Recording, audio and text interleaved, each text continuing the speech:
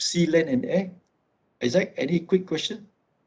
Any questions? There is actually one question, but I think you will explain it later lah, because there's a question asked what is vessel. Okay, very good. What is vessel? Okay, Okay. okay, very good. Okay. Now let's quickly move on.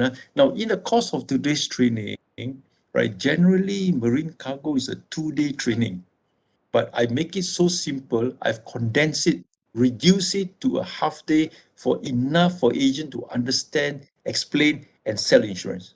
Okay, so you got to stick to me very, very closely because they are very. This is a very technical subject, but I have made it very easy. Okay, so let's move on now. To make you understand, to help you understand what is marine insurance, I will show you a lot of photographs. So in case the customer asks you, hey, Mr. G agent or Madam agent, can you explain what does it cover? What are the losses that you will pay? Remember the photographs that I'm going to show you from now on.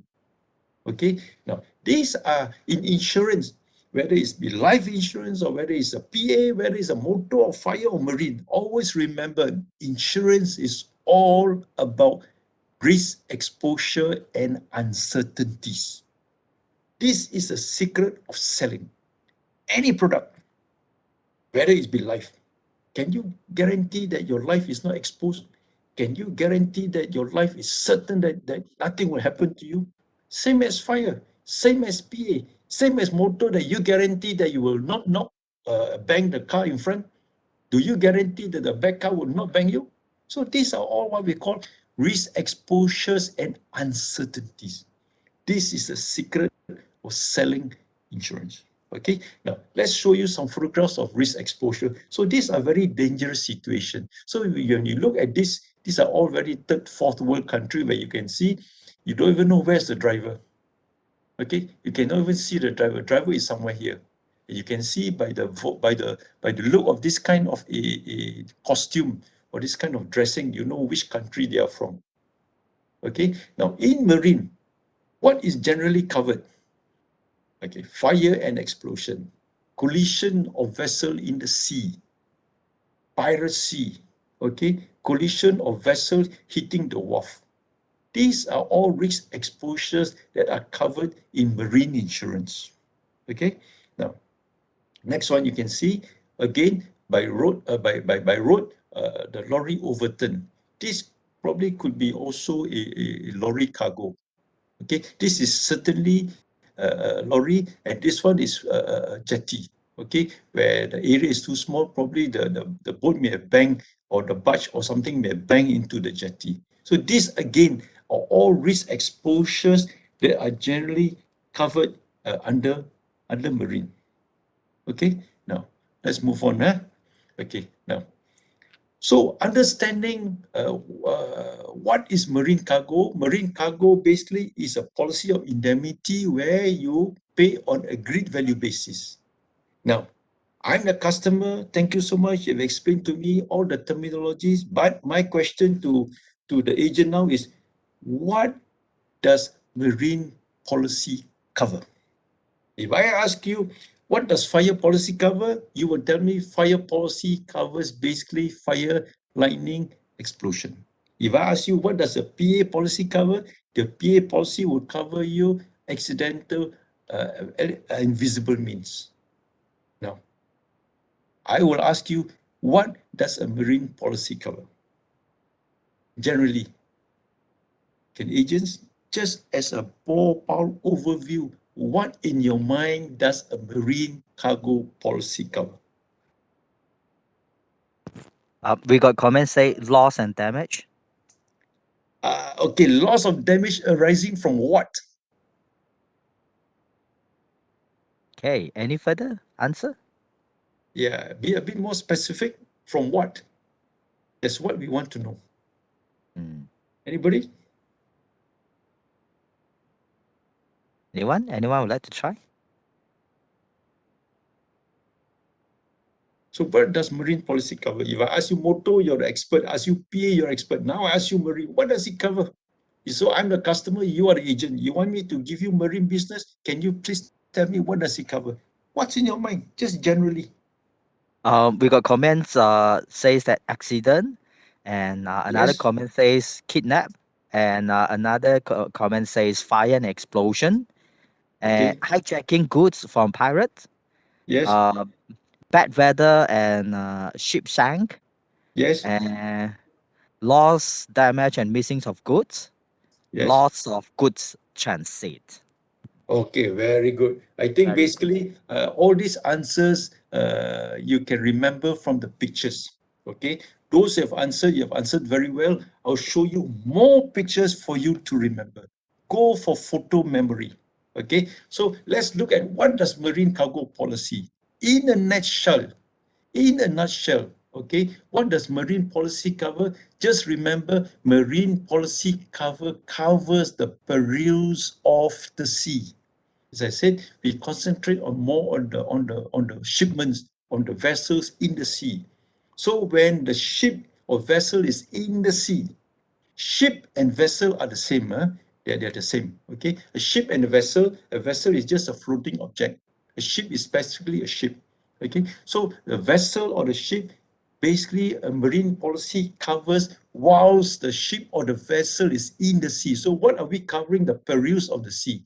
I will give you examples. What do you mean by perils of the sea? Perils means hazards, dangers. Okay, the dangers, the hazards happening in the sea. So what can a ship encounter whilst they are in the sea? So besides that, as agents correctly mentioned, okay, fire to the vessel, goods are being stolen. Pilferage is basically small losses lah.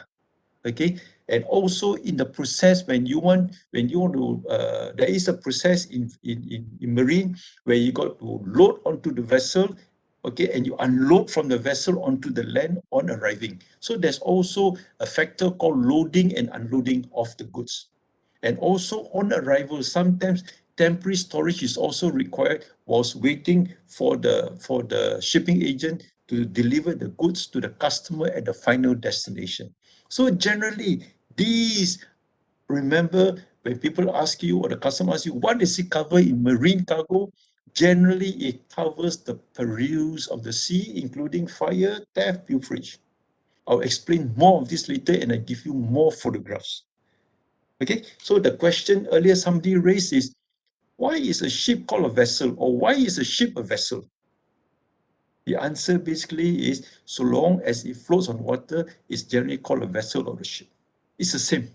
So underwriters, trainers, sometimes we use ship, sometimes we use vessel, but it means the same. Anything that floats on water.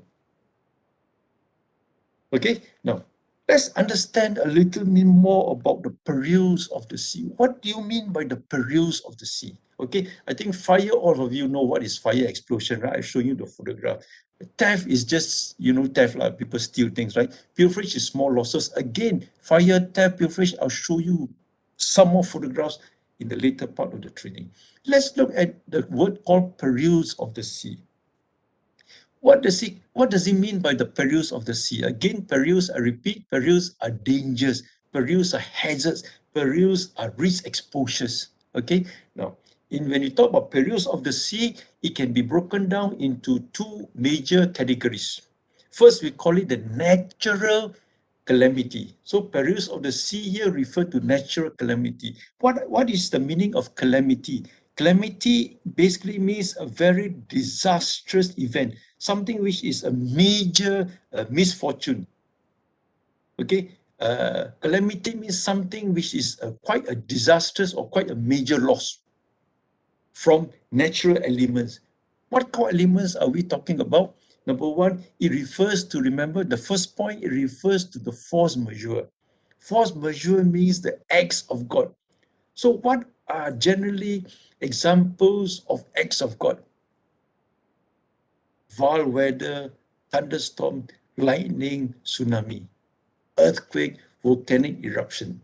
Okay, now when you say vile weather, what's the meaning of vile weather? Vile weather means the weather is very, very dark, very, very dangerous. So when you're in the sea, those of you have been to what we call cruise. When you're in the sea at night at dark, when you look into the sky, black, nothing in the sky. When you are traveling, when there is thunderstorm, when there's lightning in the sea, and you only one boat and you're all alone in the sea. When you face a wild weather, it is very, very scary. Your boat is rocked up and down, right? Wild weather means a very, very threatening weather, very dark weather. Okay, so perils of the sea is broken down into natural calamities arising from all these force majeure. So when the customer asks you, oh, what does it cover? Number one, remember natural calamity. Number two, what does it cover? It covers what we call fortuitous accident. This word fortuitous accident, you can see this in a PA policy. What is the meaning of fortuitous? Fortuitous means happening by chance, not expecting. Okay, the ministers like to use unprecedented in the MH 370 laws, right? The minister always use the word unprecedented. So fortuitous here means it is by chance, by accident, something which you do not expect. Now, I ask agents the next question. What happens if you're the agent and I'm the customer? I ask you, hey, Mr. Agent, can you tell me whether pay or no pay? What happens if the vessel hit an iceberg, like the Titanic? Hit an iceberg. Is the claim payable or not payable? If the vessel or the ship hit an iceberg, pay or no pay? Can agent tell me yes, no? Yes means pay. Yeah. Few comments say yes. Yes, pay. Okay, very good. Yep. Fortuitous accident, and these are examples. Okay, ship stranding. Stranding means stuck, jam in the sea. Okay, striking upon rocks, ship sinking, ship collision, including colliding with iceberg, missing, explosion, fire. So these are all fortuitous accidents. These are accidents that you do not expect, unprecedented, happening by chance. So in marine, perils of the sea, this is the major item of cover in marine, which is broken down into natural calamity and fortuitous accident. Okay, let me show you a quick video on a better understanding. Okay, now, sorry, but no sound, just to show you the picture.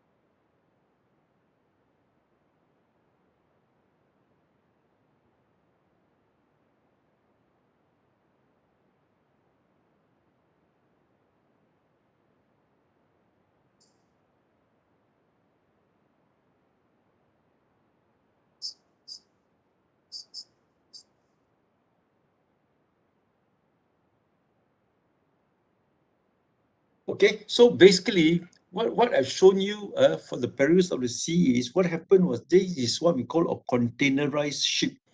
The ship sank, the ship was actually on the way from Singapore to Saudi Arabia. Okay, now because the ship went against a very bad weather or vile weather, the ship actually took in water and the ship actually broke into two. So as far as the captain is concerned, the crew's life is of paramount importance, means priority is make sure that no life is lost in the sea, then the cargo. Okay, so once the ship cracked, definitely it is a total loss situation. There's no doubt about it, and the ship sank. Okay, and the crew had to abandon, and at the end of the day, the claim is paid under as a total loss situation. Okay, let me show you what do you mean by perils of the sea. Okay, and after this, we take a break. Now, This is the example of a perils of the sea. This is a hurricane sea swell. In some countries, they call it tropical cyclone. Some countries, they call it hurricane, but they all mean the same. In the sea, if this thing were to spiral around, it is very dangerous because the minute the vessel were to be caught, it will spin and you'll be sucked into the water. This is a very, very dangerous sea swell. Okay, if you see American movies, you can see tornado. Tornadoes are by the land. Hurricane and cyclone is by the sea. Okay, this is movement of weather lah. It's basically warm and cold weather. Okay, now this is a huge giant wave. It's as good as a tsunami. Okay, so again, this can be a very dangerous because the ship may be even smashed into half. This is a peril of the sea. Okay, example, as what you say correctly, collision of the vessel or the ship being stranded, and this is overturning of the lorry, and this probably could be a real. Okay, these are all risk exposures that are covered under the marine. Okay, this is fire explosion. If this happens in the sea, the chances of a total loss is very, very real. Okay, these are chances of a total loss. Now, you can see these are more serious incidences of what we call perils of the sea. So even though you can see there is some salvage to put water, what happens if the vessel is already in the Atlantic Ocean, Pacific Ocean, right, or Indian Ocean? Chances of this small vessel going there will not reach in time, right? So by the time the vessel reaches there or the small ship shoot water there, the whole ship would have been burnt, and there will be the ship is going to sink. Okay, so these are all real dangers once the vessel is in the sea. Okay, this is what we call a stranding. Okay, now this is what we call stranding. Stranding means the vessel is being stuck in the sea. Okay, this is called this is grounded. Grounding. What's the difference between grounding and stranding? Stranding means the vessel is stuck. Grounded means the vessel is also stuck, but it has because the underneath there is too low. So what's the reason of stranding or grounding? What are the reasons? Now, possibly the few reasons that can happen to a vessel is because it could be due to the strong current, or it could be due to the darkness, because in those days they don't have navigation. Okay, even navigation can also fail you, right? It could be due to the tide, it could be due to the strong wave, it could be to the wind, it could be due to many things.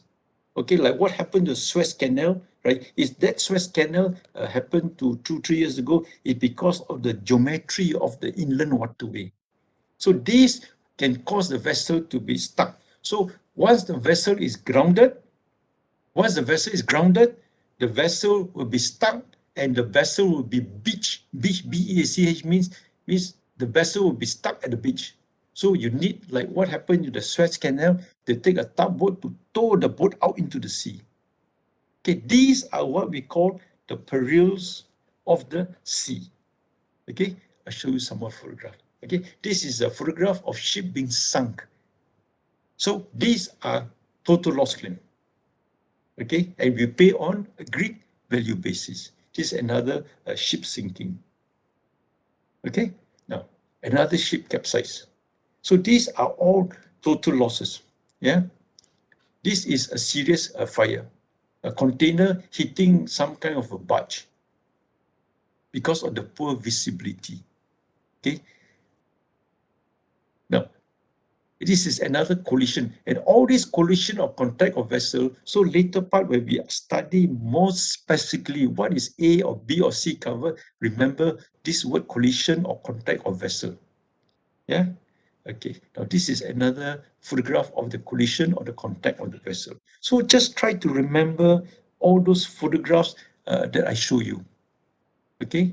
Last one.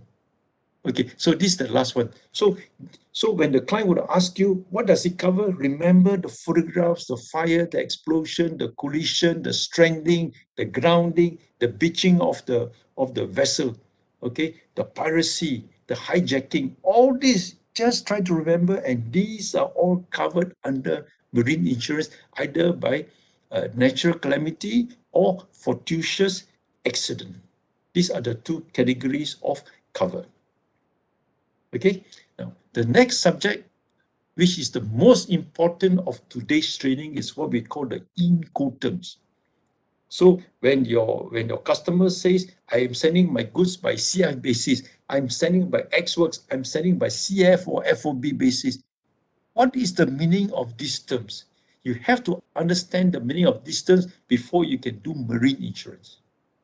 Okay, so this is a very major topic that I'm going to go into. So I would like to take a 5-minute break, and then 5 minutes, I come back and start on this most important chapter of today's training. So any questions before we take a quick 5-minute break? Is there anybody? So far, no question posted in the comment box. So to all of you, right, if you have any questions, maybe you can put your question into chat box, or you can unmute your mic to ask Okay, maybe before we we go ask for. them to put Uh-huh. in the chat box. So when we come back, Okay. then we will answer the question before we start on Incoterm. So let them think over what questions they want to ask. Is it okay, Okay. Isaac? Okay. Sure. We can Sure. do this Sure. way. Okay, so what All now is right. what time? Now Now is is 10:04. Let's 10:04. come back at 10:10. Okay, 10:10, huh? Okay, 10:10. Yeah. okay, all right, All thanks. right. Okay, yep. Thanks. Okay. 10:04, okay.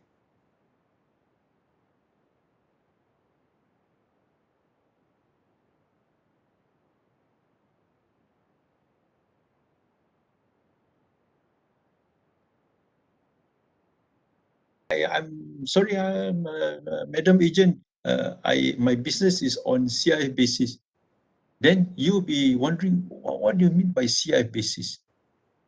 So in insurance, right, there are basically many trade terms. But what we want to do is to concentrate the common trade terms. Okay, and all these trade terms are what we call Incoterms. Incoterms means international commercial trade terms. Okay, if you look in this globe, you find that when I say international commercial trade terms, these terms or these terminologies are actually used by all countries in the world. It is an international wording. But what we're going to do is we are going to concentrate only on four terms. The first is what we call the X works, okay, the X factory. The second one is what we call the FOB, free on board, or sometimes we can also use the word cost and freight. Basically, as these are different trading terms, but as far as the mode of transportation in marine, FOB and CNF, it means the same. Okay, and the fourth one is what we call CIF. It means cost insurance freight. So as an agent, when you want to do marine business, when you meet the Tauke Besar, the manufacturer or the supplier or the distributor, he will tell you, oh, I'm actually sending my goods on CI basis. I'm only dealing with FOB.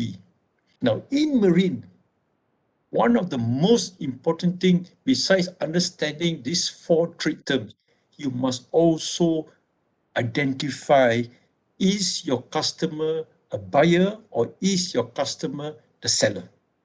Okay, I repeat, you must identify, is your customer or your potential customer, is he the buyer or is he the seller?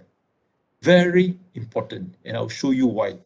Okay, so these are the four terms. Okay, let's explore and learn more what you mean by X works and etc. Now, okay, these are just updating lah. Okay, now in Incoterms, this is a very special page that I've created just for you. Okay, you don't find this anywhere by any trainer. Okay, now when you say Incoterms, the first Incoterm is what we call X works. X works means that this seller or this manufacturer, he will only sell his goods from the factory. That's it. That means if you want to buy anything, you come to my factory to buy. Once you buy the goods and the goods leaves my factory, it is no more the responsibility of the seller. So what happens? The buyer who buys the goods is responsible to arrange the insurance from the seller's place up to the final destination. So when there's X works involved, the buyer must buy the insurance. Okay? Now, number two, whether it's FOB, free on board, or cost and freight, it means the same. Now, there are two parties to this mode of transportation. First of all, when the seller says or the manufacturer says, I'm selling my goods on FOB or CNF basis, what the manufacturer or the seller is saying is, I'm selling the goods, okay, including insurance, including cost, including freight, from my factory and to be delivered onto the vessel. Once my goods delivered onto the vessel, my responsibility stops. The buyer, okay, will have to take insurance from the vessel until the final destination. So in the case of FOB and CNF basis, there are two parties, the seller and the buyer. Lastly, is what we call the CIF, which is actually the cost insurance freight. When you talk about cost insurance freight, the seller says, when I sell my goods to you, okay, the Czechoslovakia, let's say they're very good in doing printing press. Okay, they say, okay, Malaysia, if you customer, you want to buy my printing press, I will sell you the printing press, the cost of the printing press, the insurance premium, for the freight charges, including the insurance arrangement all the way from Czechoslovakia until the final destination. So if your client is the customer, right, he will not have the opportunity to buy insurance because the seller is the one who actually arranges the insurance, including the sale of the goods. So this is how the Incoterms, how the responsibility as to who is supposed to buy insurance takes place. Okay, so again, I repeat, when your customer, you must know whether your customer is a buyer or your customer is a seller, and on what Incoterms are they trading in? Is it Xworks or FOB or CIF basis?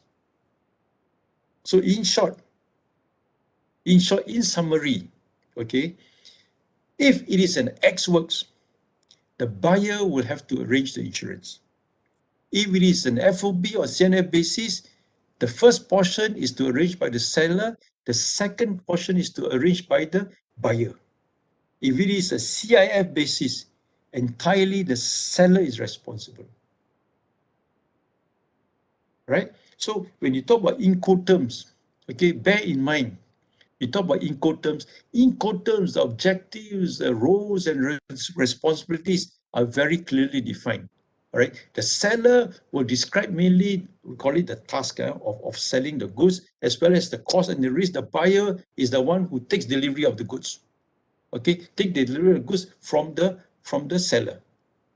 Okay, take delivery of goods from seller to buyer. So in Incoterms, generally, okay, they will describe who will do the delivery of the goods, who will handle, including customs, who will arrange the insurance. But most important, in Incoterms, you must know when the risk is transferred from the seller to the buyer.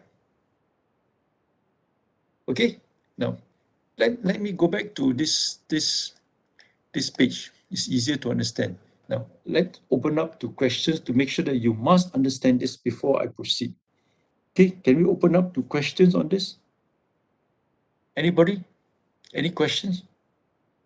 Come, if you have any questions, feel free to unmute your mic to ask, or you can ask your questions in the chat box.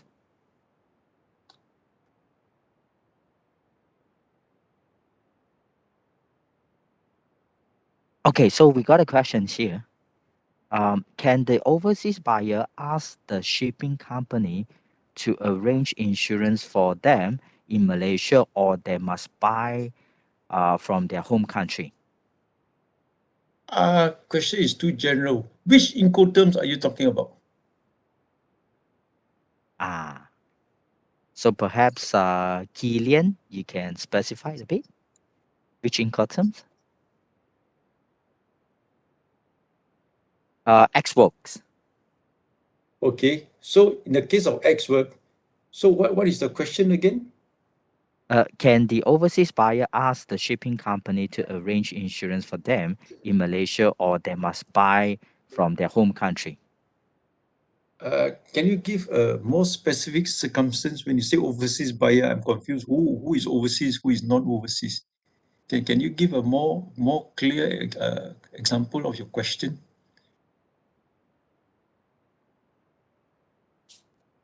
Okay, Kilian, or maybe if you available, maybe you can unmute your mic to us.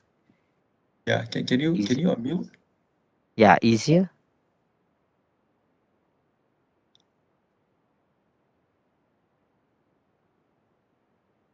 Oh, okay. So while waiting for Killian to further ask, right? Okay. So we have another question here, from another person. So it's actually from Biping. So for X work, right? Can an overseas buyer ask shipping company to buy for them in Malaysia, or they must buy? Oh, so it's actually the same Same question, huh? question. No. Yeah. If I understand correctly, yeah, okay. Let's say if the X works is Malaysia, okay. If the factory, if I understand the question correctly, okay, assuming the X works, the factory is in Penang, for example, okay, in the free trade zone. So you're sending electronic goods to say to Europe, lah, for example.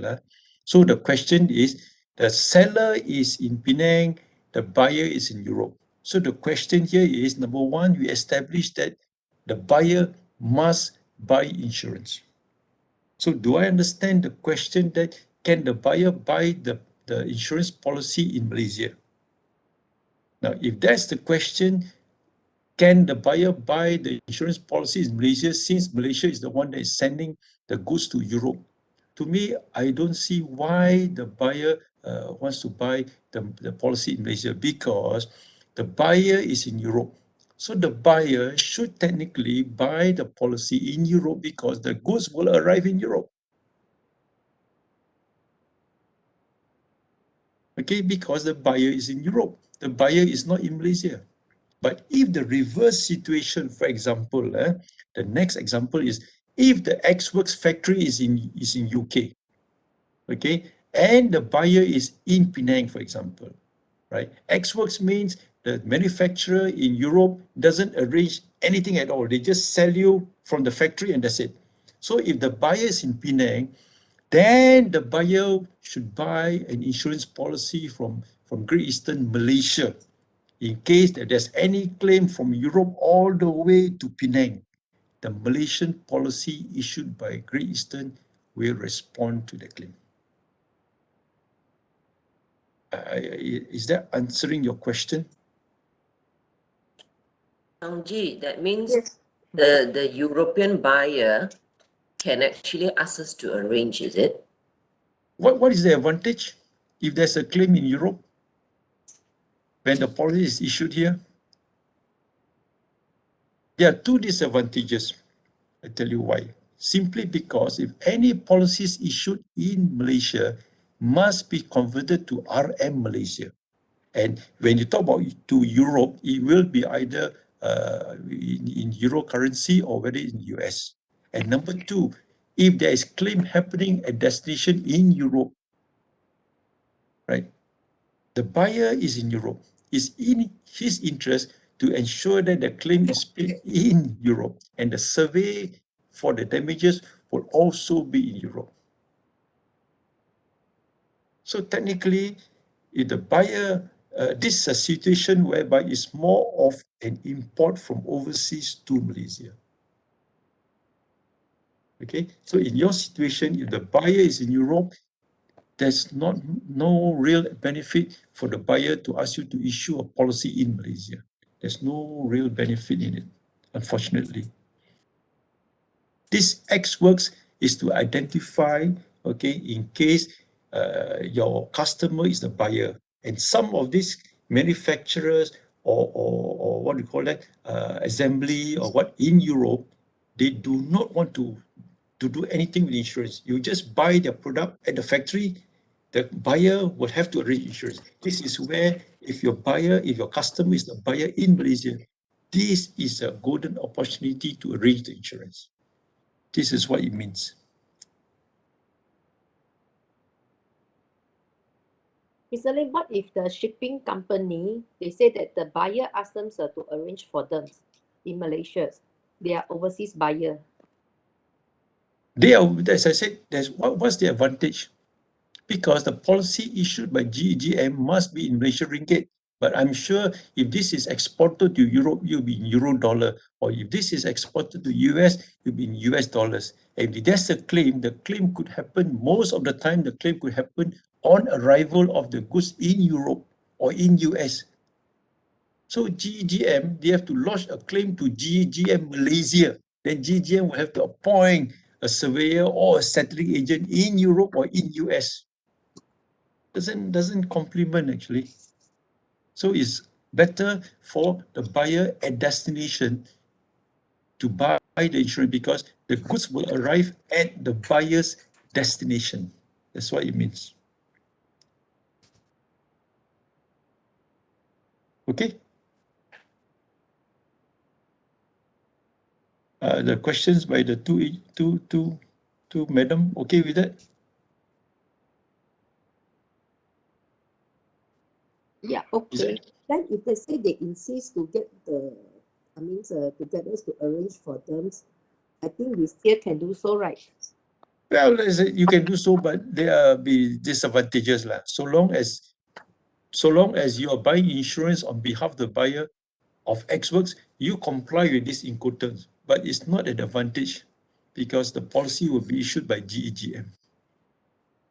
Okay, and GEGM has to know this because for GEGM to engage a surveyor, a settling agent in Europe, it is a different cost involved.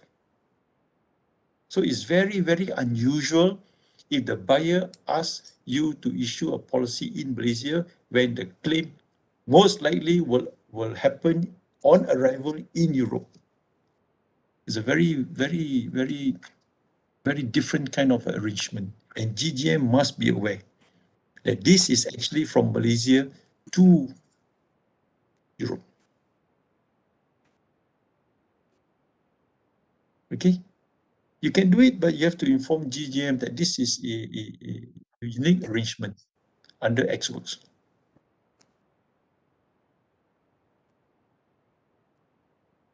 Okay?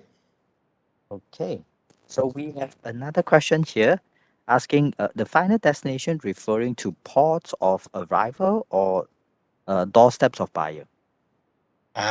Very, very good question. Okay, when you say final destination, whether it's doorstep or whether it's to somewhere else, just KIV this question. I will talk about that when the cover commence, when the cover terminate. Okay, All it's right. in the training slide. Okay, can you just hold on? Thank you for the question, but you just hang on. You will be covered in this morning. Okay, the meaning of final destination. Okay. Okay, So one more quick question. yeah, another two questions on the FOB and also CNF, right? So one question's on the FOB, asking shipping from Malaysia to US, the seller buy insurance in Malaysia, or the buyer buy insurance in US for the FOB. Okay, so FOB, the seller is Malaysia, right? Seller is Malaysia, is Yes, that correct? seller is Okay. Malaysia. Yes. Okay, Yes, yes. so correct. So if the seller is Malaysia and the seller is in Penang, for example, so the Penang agent can actually issue the insurance policy from the seller's manufacturing premises in Penang up to the vessel. That's it. That's all your responsibility. It's up to the buyer whether he wants to buy insurance or not. But the seller's responsibility on FOB shipment is only up to the vessel. That's it. So the buyer in overseas have to buy their insurance overseas. Okay? Okay. Clear on that?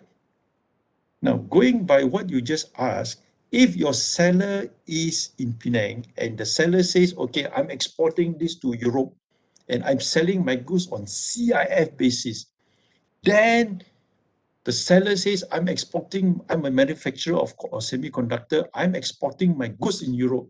Then the seller here can actually, do the insurance because the insurance follows the seller. Okay, that means you are exporting the goods to Europe. That means the shipment is on CIF basis.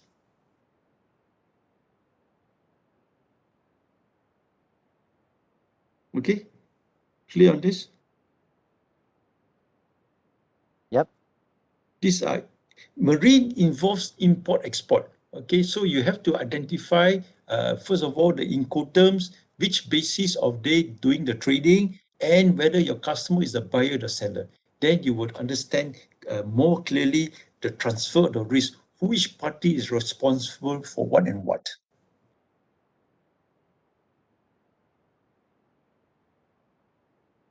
Excuse me, may I ask what is Sure. the second FOB CNF? CNF means what?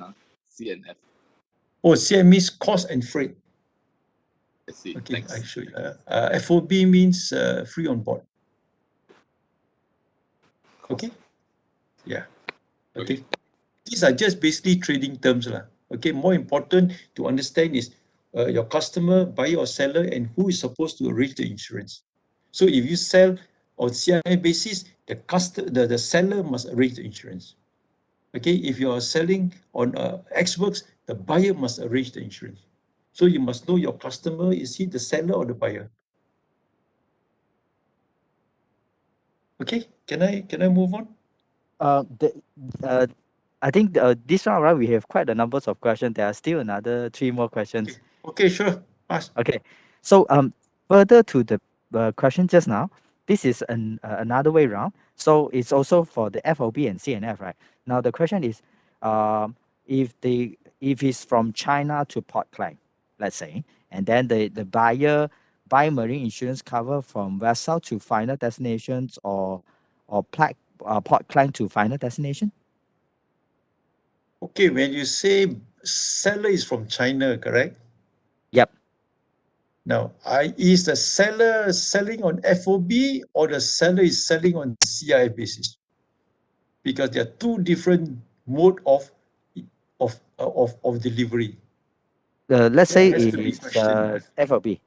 FOB. Okay, if it's FOB, the China seller's responsibility is only from the China factory up to the ship. From the ship to Malaysia, the buyer has to buy insurance. Okay, we will define final destination later lah. Just say Okay. arriving in Malaysia. If the China seller is selling on CIF basis, there's no vessel involved, but the China exporter, okay, will be responsible to sell the goods plus insurance all the way up to Malaysia. So the difference here is if the China exporter is selling on CIF basis, the seller will arrange the insurance. If the China exporter is selling on FOB on CIF basis, it is seller and buyer. There are two marine insurance policies involved. So the mode of transport and the mode of Incoterms is very important. Then you determine the insurance role and responsibility. All right. Okay? Okay. You understand? So is Excuse me. Yes. Yes. Mr. Tan here. Regarding the FOB, just now the question I asking, is this the for buyer? Is it buy the marine insurance cover for vessel to final destination or Port Klang to final destination? Okay, now to quickly answer you, your Mhm. question is if under the FOB, if your Yes. customer is the buyer, right, Yes. and you want to issue a policy from the vessel to final destination, what is the definition of final destination?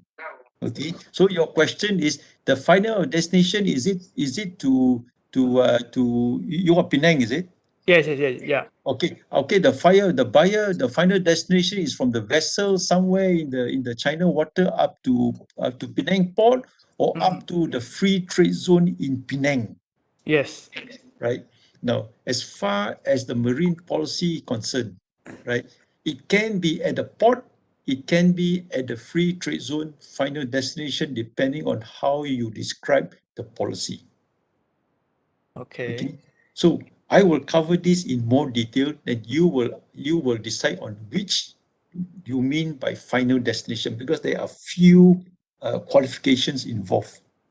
But for the time being now, just I want you to understand that for FOB shipment, the buyer is responsible to arrange the insurance. That's all. But final destination, we will explore a little bit more in detail, which is very important because this can affect the claim. Mm-hmm. Okay, you just hang on for 5 minutes. I will come back. I will come to that. Come to what we call the duration of the journey. What do you mean by the normal cost of transit? Okay. Okay. Okay. Okay. Okay. Thanks Ask a lot. me the question during that chapter. Okay. Okay. Thank you. Any final question? Yeah. Okay. Another question, which is in another condition. So Malaysia seller want to Okay. buy marine insurance to cover their goods, but the goods is from China to Europe. So Malaysia seller to want to buy the marine insurance to cover their goods, but the good is from China to Europe, and Okay. the good is not coming to Malaysia. So so is it possible for us to issue the policy here in Malaysia? Okay. So if I repeat the situation, Mm. the buyer is, sorry, the seller is in China, correct? And selling the goods from China to Europe. It is a Malaysia seller, but the goods is from Oh, okay, China okay, to sorry. Europe. Okay, it's a Malaysian seller, and the goods are actually selling, they are trading goods lah. Okay, they are basically trading, correct? So he's a Yep, trader, so he trade the goods from China to Europe, like a exactly. middleman kind of thing, like a middleman lah, take commission kind of thing lah. Okay, so the trader is a Malaysian, but the goods are sold from China to Europe, correct? Yes, correct. And then, Yes, correct. okay, Yes. question is, can we issue a Malaysian policy, correct? Yeah, can GGM do Okay, so as well? maybe I throw this question to agent. Can we do it? Yes or no? Can anybody help this agent out? Can we issue a GGM Malaysian policy from China to Europe, but the trader is a Malaysian? Okay, so Ah, anyone would like to try? answer is yes, can be done. How do you do it? How do you do it? They buy they buy insurance from GGM By what? or insurance cover. From GGM. Okay. This is a very tough question. Now, first of all, when you have a situation where the Malaysian is a trader, but the goods are exported from China to Europe, these kind of shipments are deemed to what we call offshore shipments.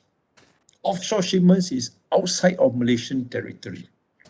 So for GGM to issue such a policy, one of the major condition which GEGM or the Malaysian government must insist is that this company in Malaysia who maybe has a factory in China must have a registered office in Malaysia. Okay, that exporter must have a registered office in Malaysia. That is the first qualification. Number two, you issue the policy in Malaysia by GGM. And number three, the premium must be in Malaysian ringgit. If you fulfill these three general major conditions, that policy can be issued in Malaysia. because marine is a borderless business. We call it offshore shipment. Okay? Now, if you have this kind of offshore shipment can be done, but under the GEGM, okay, business, right? It comes under what we call a refer risk. So you have to inform GGM, this is a scenario, ask GGM, can you accept this risk? But before you ask GGM, you must make sure that these three conditions must be in place. Number one, the sender of the goods or the exporter of the goods, right, must have a registered office in Malaysia. GGM issues the policy in Malaysia and also the tax invoice in RM Malaysia Ringgit. But the basis of valuation can be in US dollars, no problem. Can be paid in, the claim can be paid in US dollars, no problem. But in the days, last time we called it debit note, now we call it tax invoice, must be converted to Malaysian ringgit. Okay, does that answer your question? Yes? Alicia, is it answer your question? Okay, yeah. Okay, clear? She said yes. Yeah. So there's a comment say basically can we say that the Incoterms referring to goods owner to buy marine cargo insurance? Goods owner to buy cargo insurance, not necessarily the goods owner. What about the seller? Not only to the owner. Not only to Incoterms, yeah, correct, right? So Incoterms, just basically, I show you this page. Incoterms basically is to tell you generally the roles and responsibilities of the seller and the buyer. Okay, not only the buyer, but also the seller. Simply because if it is a CIF basis, the seller is responsible. The buyer has got no part to play in a CIF consignment. So in Incoterms, in short, remember point number 4. Where does the risk transfer from seller to buyer? If it is generally, if it is X works, right? The seller doesn't bother about insurance. The buyer have to effect the insurance. If it is FOB or CNF, there are two parties to do the insurance. It is a CIF basis. Only the seller will arrange the insurance. So here it takes very clearly the responsibility of either the buyer or the seller to take care of the insurance arrangement. Okay, yeah. clear? Yep. Hope It's everyone say is clear. clear. Clear, Yeah. Can we Yeah. can we move on? Yes. One last more question, sir. Okay, one So more point, it's sure. actually asking among these three Incoterms, right? So X work, FOB, and CIF, right? So which is the preferred modes in international trade, and what is the reason? Okay, if which is the preferred mode, sometimes it's not your call. Let's say if the seller is in Czechoslovakia, for example, right? Some of these firms in Czechoslovakia, right? As far as they are concerned, they don't know who is Malaysia. If they don't know who is Malaysia, right? They will say, okay, Isaac, you are the buyer in Malaysia. You want to buy my printing machine? I will sell you X works. He doesn't care about insurance, but you have to buy X works. That means Isaac will have to, as a buyer, will have to arrange the insurance. In another scenario, you may have a very experienced manufacturer who knows Malaysia, who knows Singapore, who knows the ASEAN country, who is actually doing a lot of business in ASEAN country. Then the seller in Czechoslovakia says, don't worry, Isaac, you want to buy my machine? I will sell you my machine on CI basis. CIV basis means I sell you the product, including insurance, including freight. Everything up to your doorstep, so-called final destination. So Isaac, you being the buyer, you just wait for the machine, you pay me the money, count him. So it all depends on the nature of the trade. I would not be able to tell you any priority or any difference. It can be any of these Incoterms being used depending on how the trade is being done. There's no fixed structure for it. But as an agent, you must understand your customer. Is he trading on X works? Is he trading on FOB, CNF, or CIF? That is what you must understand. You must ask him, what Incoterms are you trading? Then you take it from there. Right. Okay, does that Okay. answer the question? Yeah, Yeah. Yeah. So I think Mr. Lim, we can carry on. can carry on, huh? Okay, Yeah. let's quickly move on because I got quite a lot to cover. Okay, Yeah. now we have finished the Incoterms, huh? Now, generally, the types of vessels being used, okay, this is just for information. We have container vessels, we have conventional vessels, means non-container vessels. Non-conventional vessels means, these vessels, they do not use container, okay? They were probably in loose form, they just pack it on top of the vessel. Container vessels, you can see the one in the video, these are containerized vessels. Okay, barges you can see a lot in East Malaysia. They're just like a boat, where you just put on top of the barge, okay, and they just carry. In East Malaysia, a lot of them carry timber, a lot of them carry sand. Okay, dry bulk cargo vessels are the ones that you know they carry okay, salt or sugar. These are all bulk.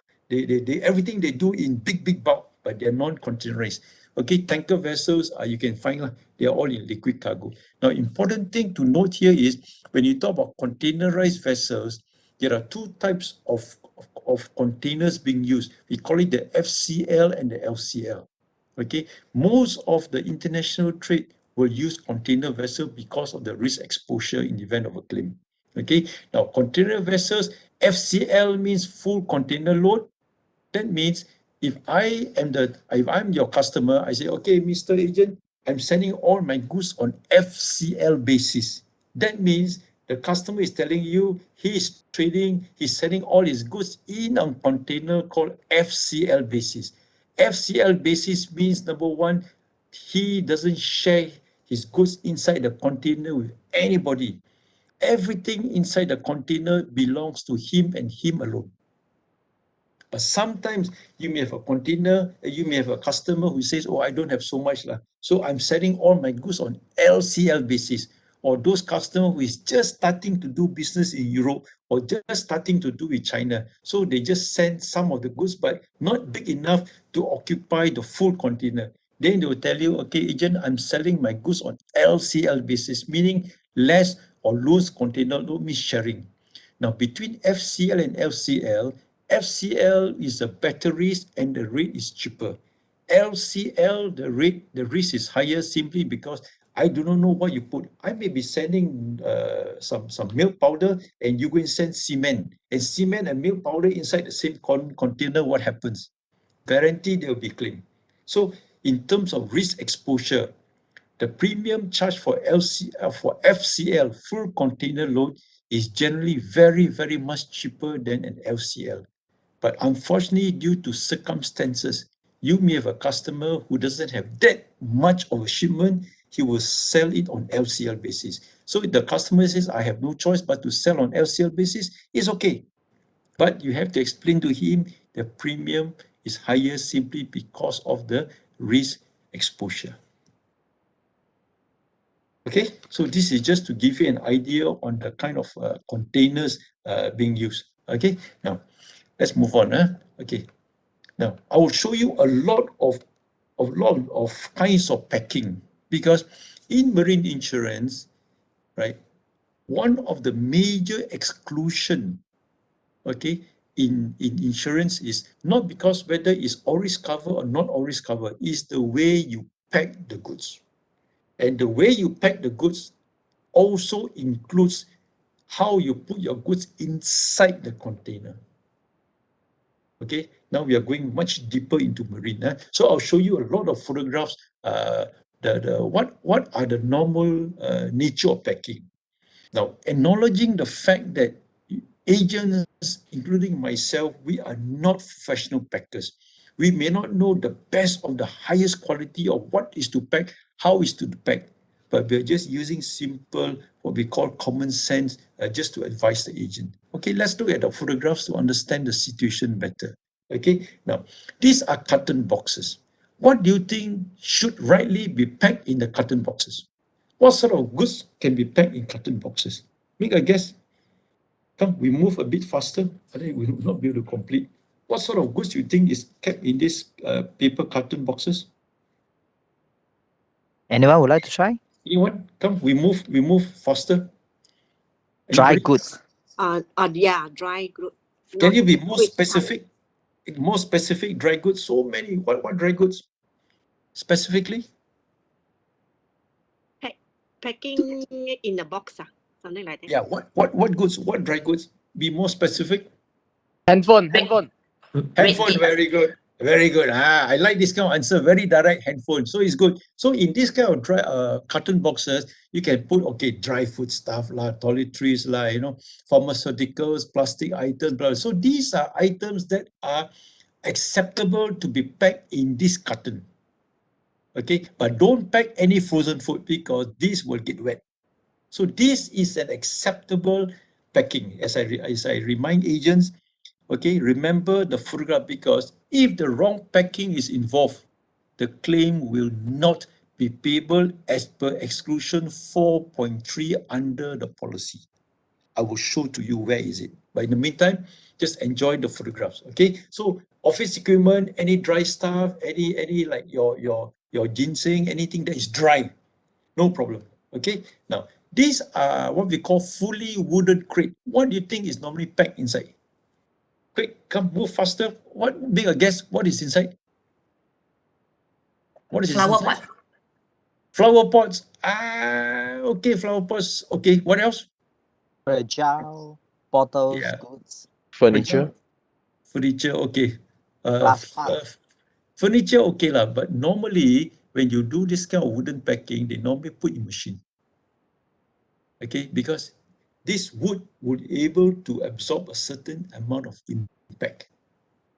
When you put flower pots, you will have to stack, and in between you must have something to prevent the impact. So this, when you see wooden crates, normally you'll be they'll be sending a lot of those printing press machines, anything of machinery, they will use wood, okay, to prevent dents and prevent scratches and prevent impact. Okay.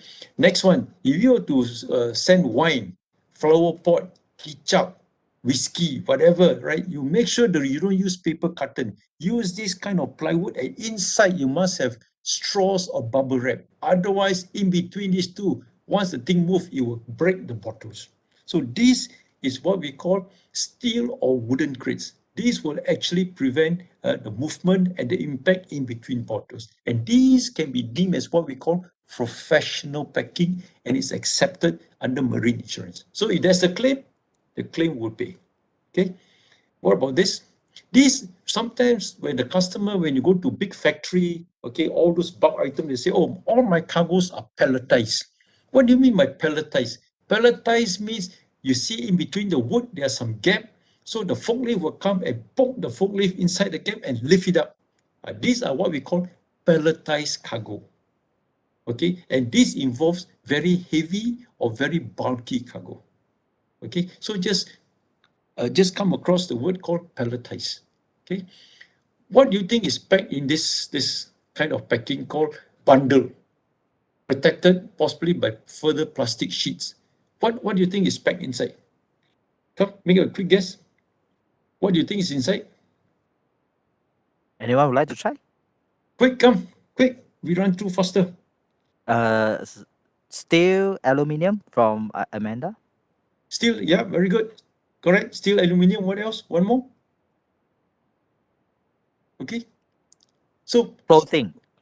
Yeah. okay, now is sometimes timber now is very, very expensive. So these are very expensive plywood or newsprint or textile or metal sheets. Okay, so they just want to protect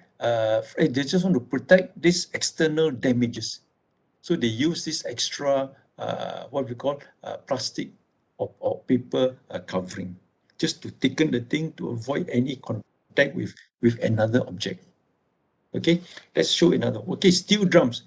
These are very expensive, very, very high-end papers kept inside. And these are normally used for security, topography purposes, or anything of security nature, or even banks, they use this. What is kept inside here? Steel drums.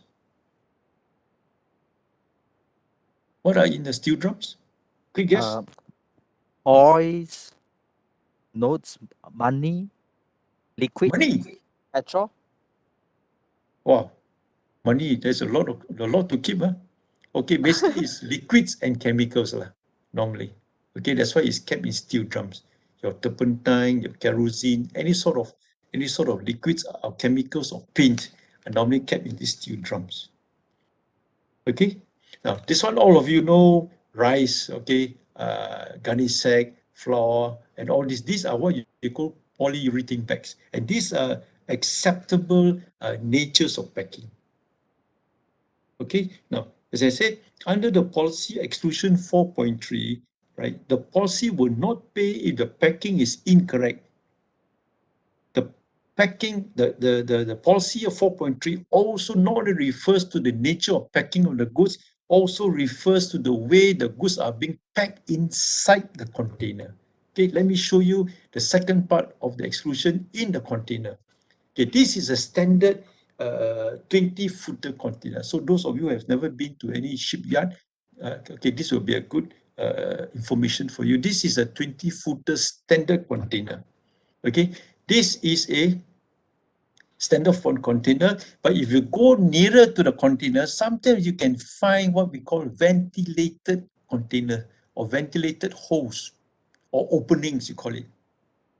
Now, this one, you can store furniture, you can store anything that is your dry item, you can put in machinery, it doesn't matter. But why some containers need holes? What do you think the goods are being kept inside for such kind of a ventilated containers? Why are such goods not able to be kept inside this kind of a container? So what are the goods that are kept inside here? Okay, quick, any example? Any goods? Vegetable and fruits. Vegetable and fruits. Is that correct? Vegetable and fruits. If you put vegetable and fruits before you leave Port Klang to Beijing, I think the vegetable will be perished.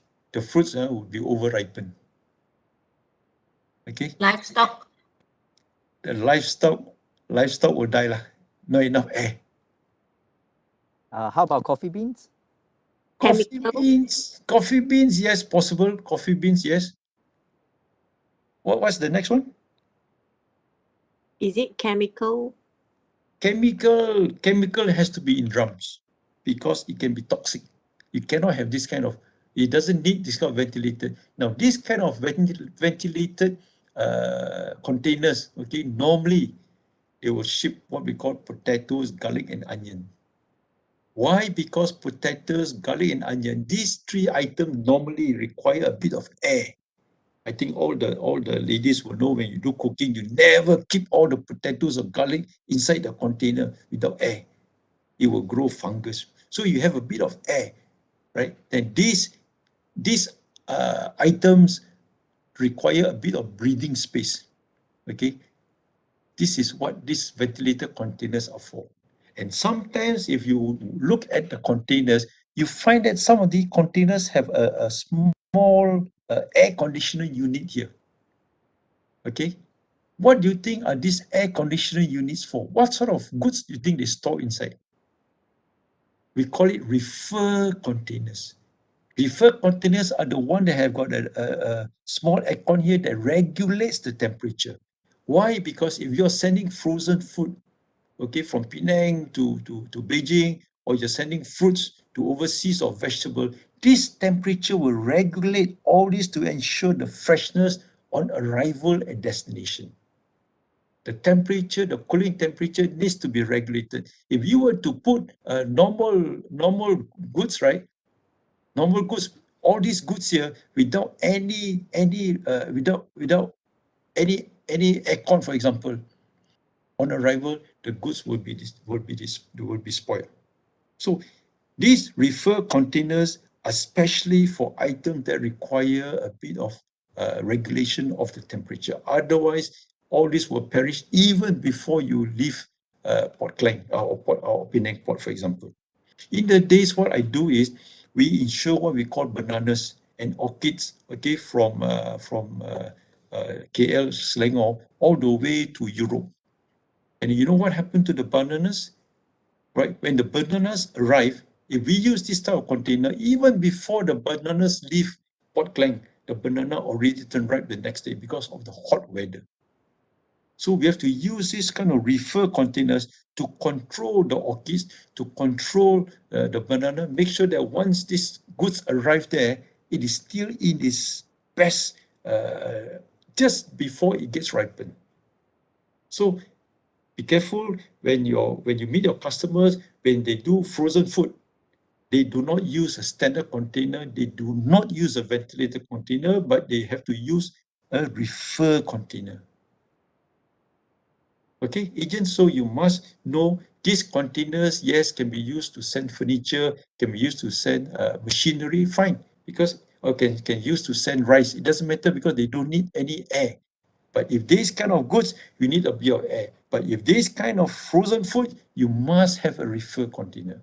You can never send this kind of goods without an aircon unit behind. You can never do that. And if there's a claim, the policy will also not pay. Why? Because the container is unsuitable to be used to send this nature of product. Okay? Any question before I move on? There's a question asked if the cooler is spoiled upon arrival, or the food stuff is rotten, CIF pays. Please assist. Yeah. So what the refer container does is, what the policy pays is in case there's a breakdown to the container, a breakdown to the aircon, right? And resulting in the contents being damaged, that would be payable. Okay, don't worry about whether the CIF or FOB. What we are saying is, irrespective of the Incoterms, the mode of transportation, number one, such nature of goods will have to use this kind of a container.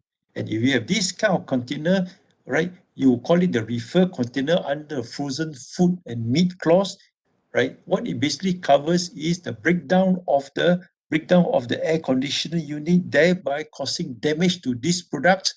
The goods will be payable, or the claim will be payable.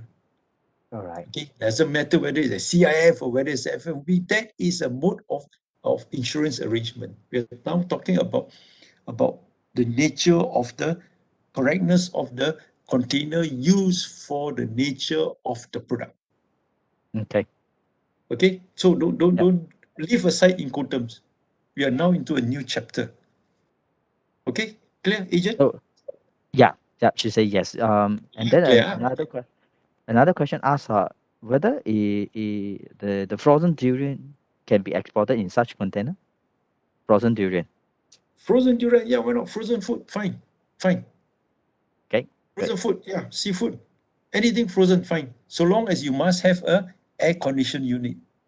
So as an agent, when your customer is dealing with frozen food, or your customer is exporting frozen durian, don't use this normal container. Don't use this ventilated container, but you must find a reefer container.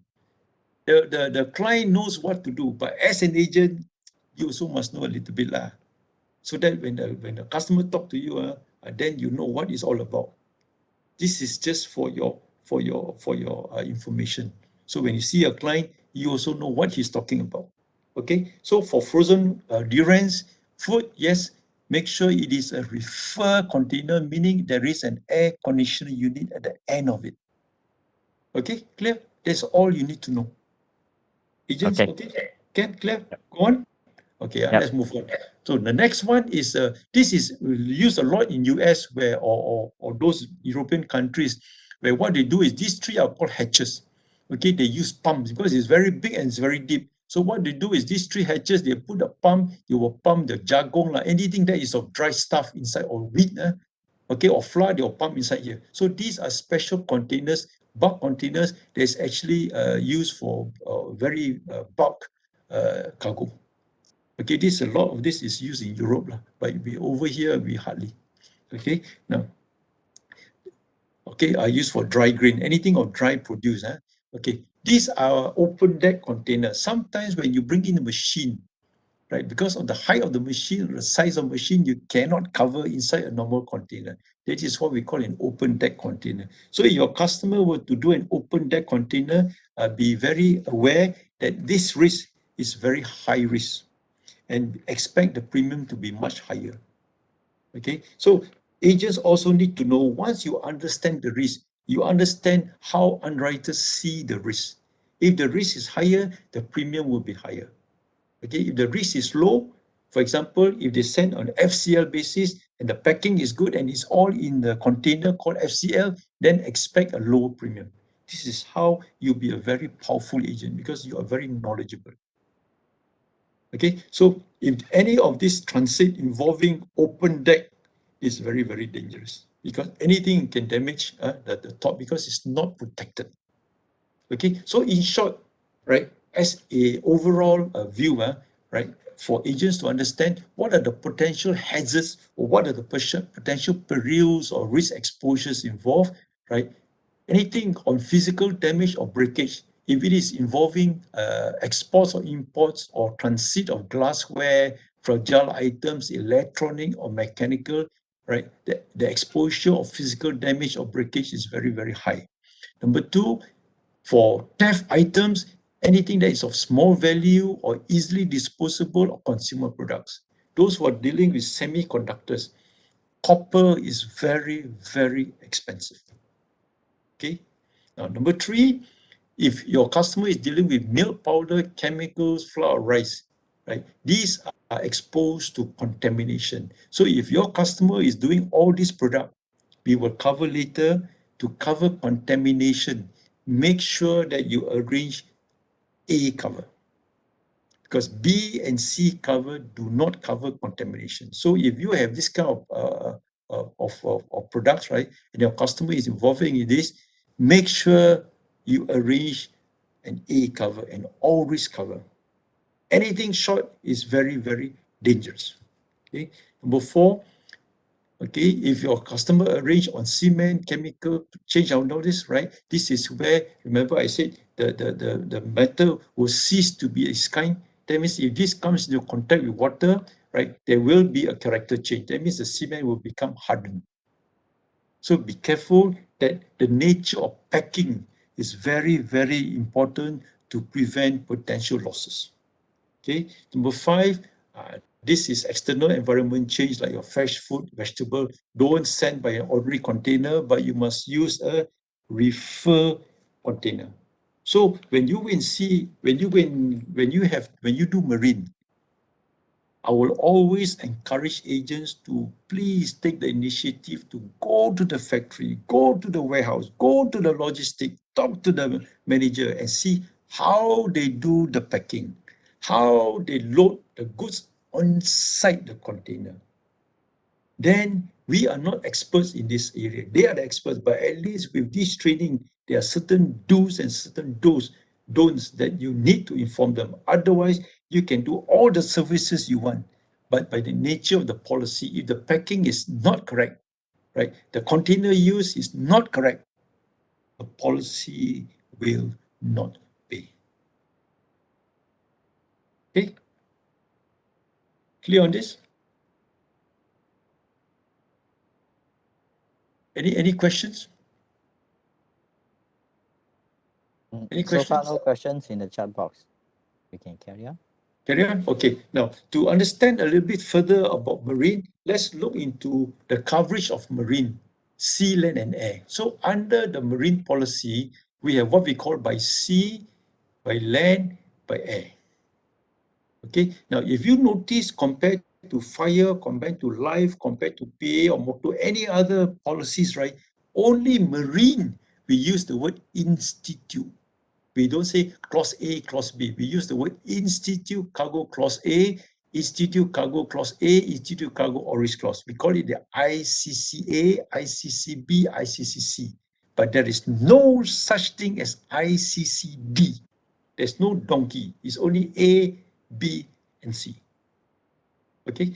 So under A, because it's by air, either it's a total loss or no total loss. There's no such thing as partial loss when you're in the air. Okay.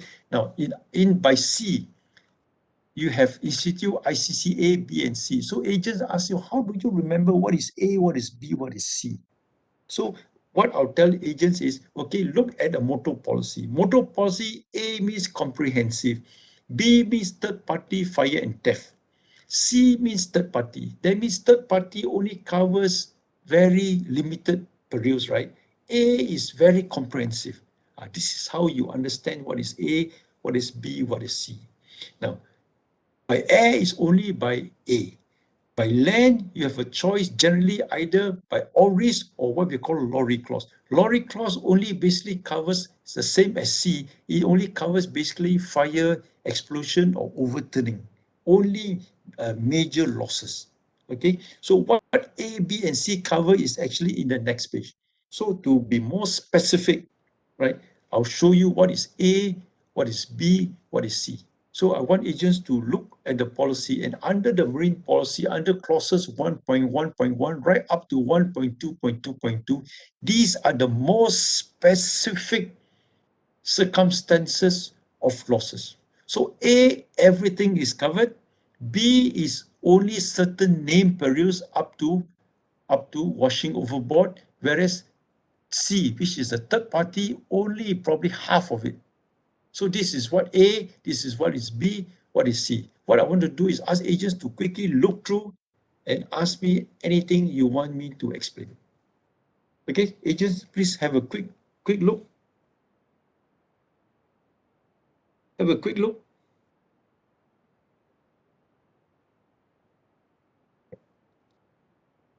Okay, we cover the coverage, then we take a break before we go into exclusion. Okay, agents, have a quick look. Isaac, any questions there? So there is a question asked, that two of the participants asked what is jettison. Okay, very good. What is jettison? Very good. Any other questions? Hey, any more questions? Any terms that you need Mr. Lim to further explain? No? Okay. What is jettison? Okay. Yeah, there's one question also, can I think can further explains on 1.1.1 and 1.1.6. Sorry, can, oh, 1.1.1. sorry, I think I understand the questions opposite way. So is asking other than 1.1.1 and 1.1.6, the rest the agent cannot understand. Oh, almost everything I'm going to explain now. Yeah, Okay, yeah. never mind. It's good. It's all right. So let me quickly run through and I show you a lot of photographs for you to understand what I just said.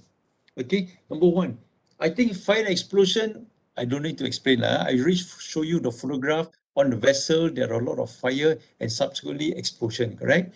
Now, vessel, craft being stranded, grounded, or sunk or capsized, I already show you the photograph, sinking of the ship. Stranding means I show you the photograph earlier, the vessel gets stuck. Once the vessel is stuck, right, it's being grounded. That means the vessel, because of the seabed, is too shallow. The vessel is being stuck, right? And once the vessel is stuck, it's also part of the cover. That's what it means by stranded and grounded. Remember the photographs. Okay. Now, what is overturning or derailment? Overturning or derailment, I show you the photograph whereby the lorry overturned or the rail terbalik, somersault. This is what you mean by overturning or jumping off the railway. Okay. Derailment happens a lot in India, whatever, but over here, we also have cases of derailment. That means the railway station jump off the rail.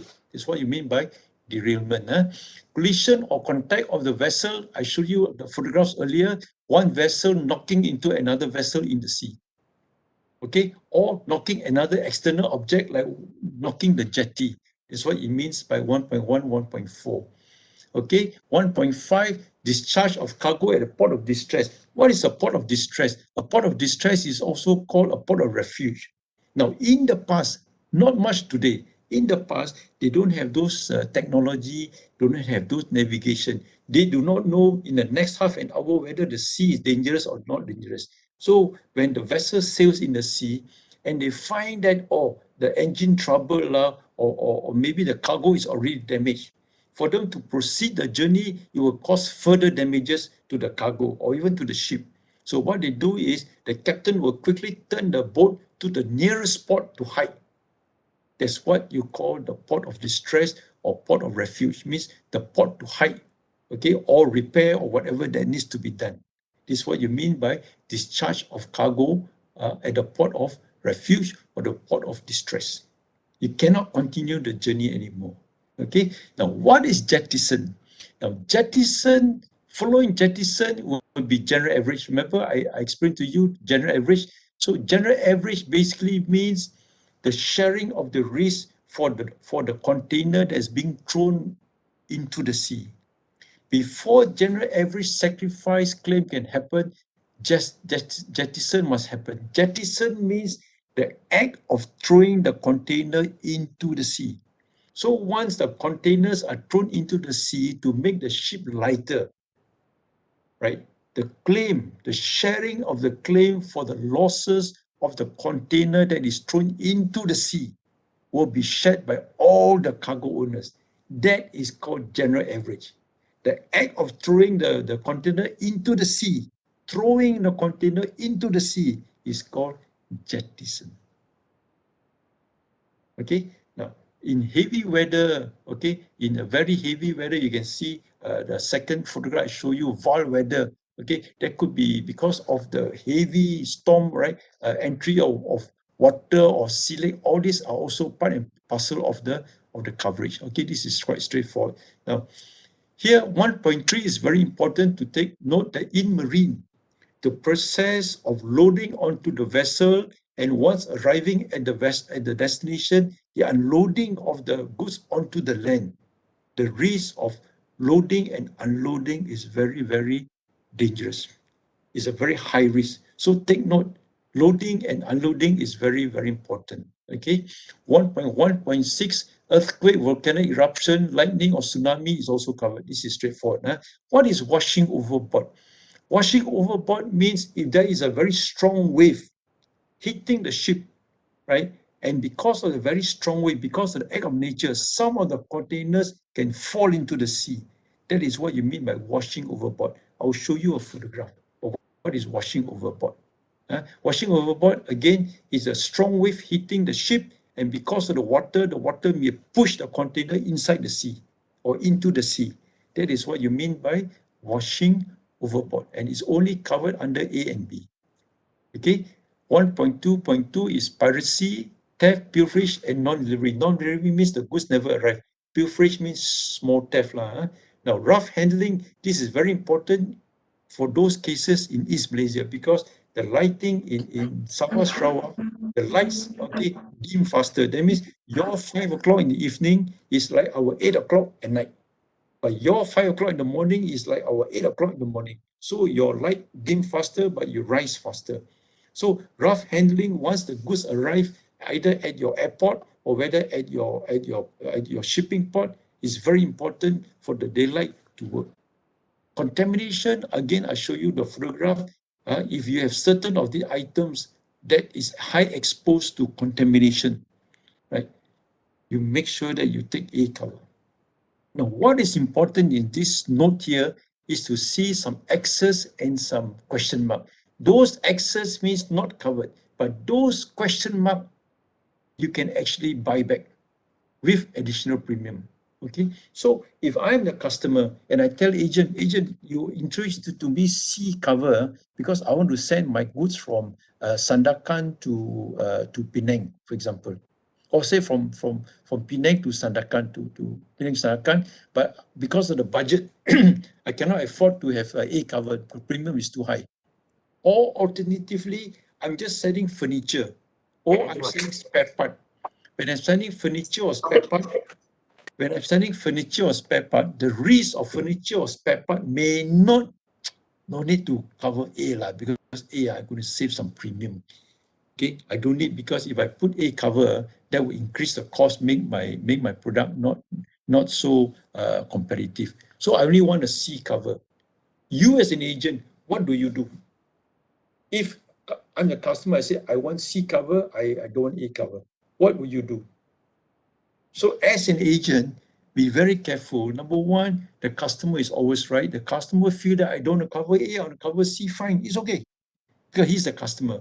But if the customer chooses to cover C, either because of budget purposes or because possibility of he feels that the risk exposure is not that high, when you cover C, look at all those with question mark. If you cover C, please make sure that you buy back 1.3, loading, unloading, buy back the washing overboard if it's going to East or West Malaysia, and also buy back piracy, theft, pilferage, and non-delivery. Why? Because these question marks areas are the ones that are frequent in claims. Even though you buy C and extend all this in question mark, the premium is still cheaper than to buy A. Now, agents, you have two choices. If you ask the customer, hey, Mr. Customer, I think I extend for you C, but I want to extend your policy to cover all those in question mark, loading, unloading, piracy, washing overboard, you think the customer will buy? If you tell the customer you have to pay additional premium, the customer may not understand the cover that you are doing a good job, but the customer say, "Ayo, you are asking me to pay more."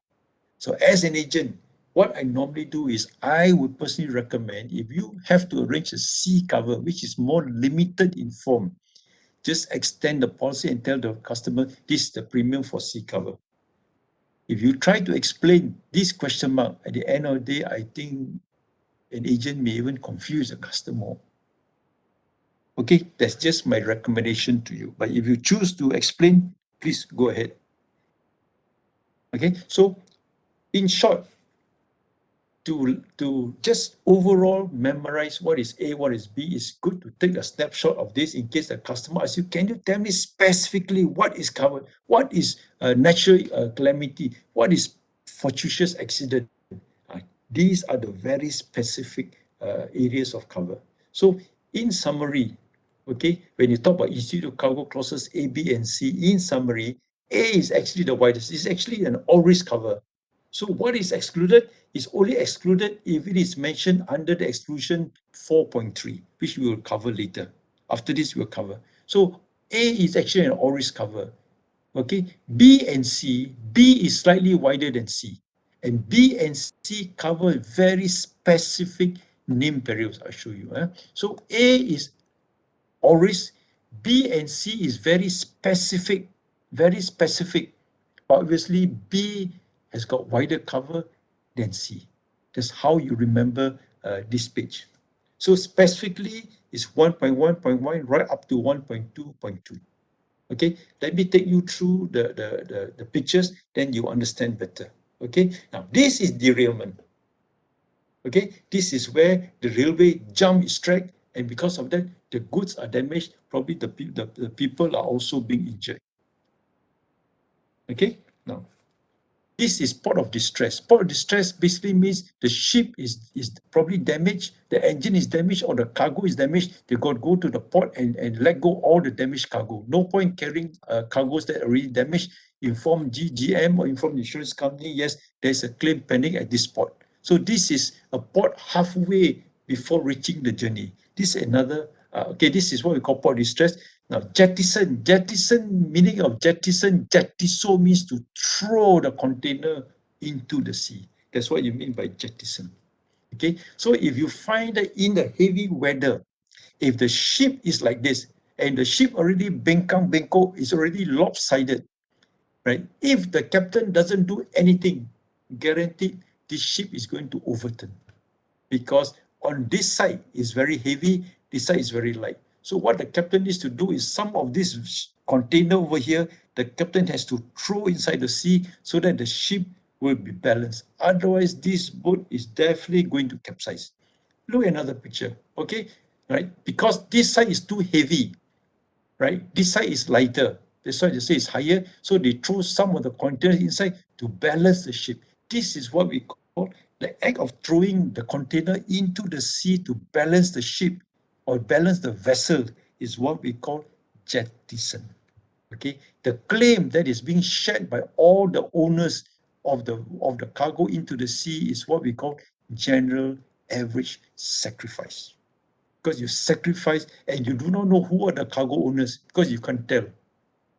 Okay, this is another picture of jettison and average. So after the act of jettison, after throwing the containers into the sea, the general average sacrifice claim will come in.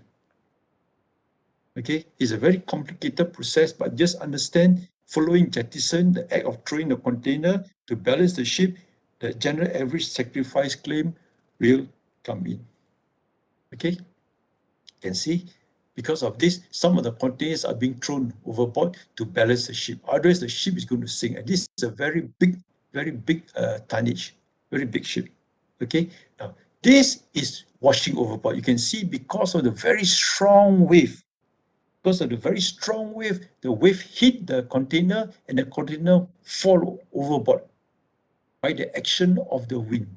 This is an act of God. This is a force majeure. Nothing a human being can prevent. Okay, because of this, you can see after the washing over, because of the high sea, we call it the violent weather, threatening weather. You can see this is what happened because of the wave. The wave hit the container until all bingo. So the captain has to release some of the container here to balance the ship. This is as a result of washing overboard. Okay, now this is piracy. Piracy is also covered. Okay, piracy is also covered. This is another piracy, and those who have Netflix, those who watch Netflix, okay, Netflix actually have this show called Captain Phillips. It's a very good show. You should watch Captain Phillips under Netflix. It will show you what is piracy, and piracy is also covered. And this is pilferage, means small losses. Okay, this is theft. So all these are covered under Clause A, and certain of these covers are covered under Clause B, but not in Clause C. Clause C you must extend.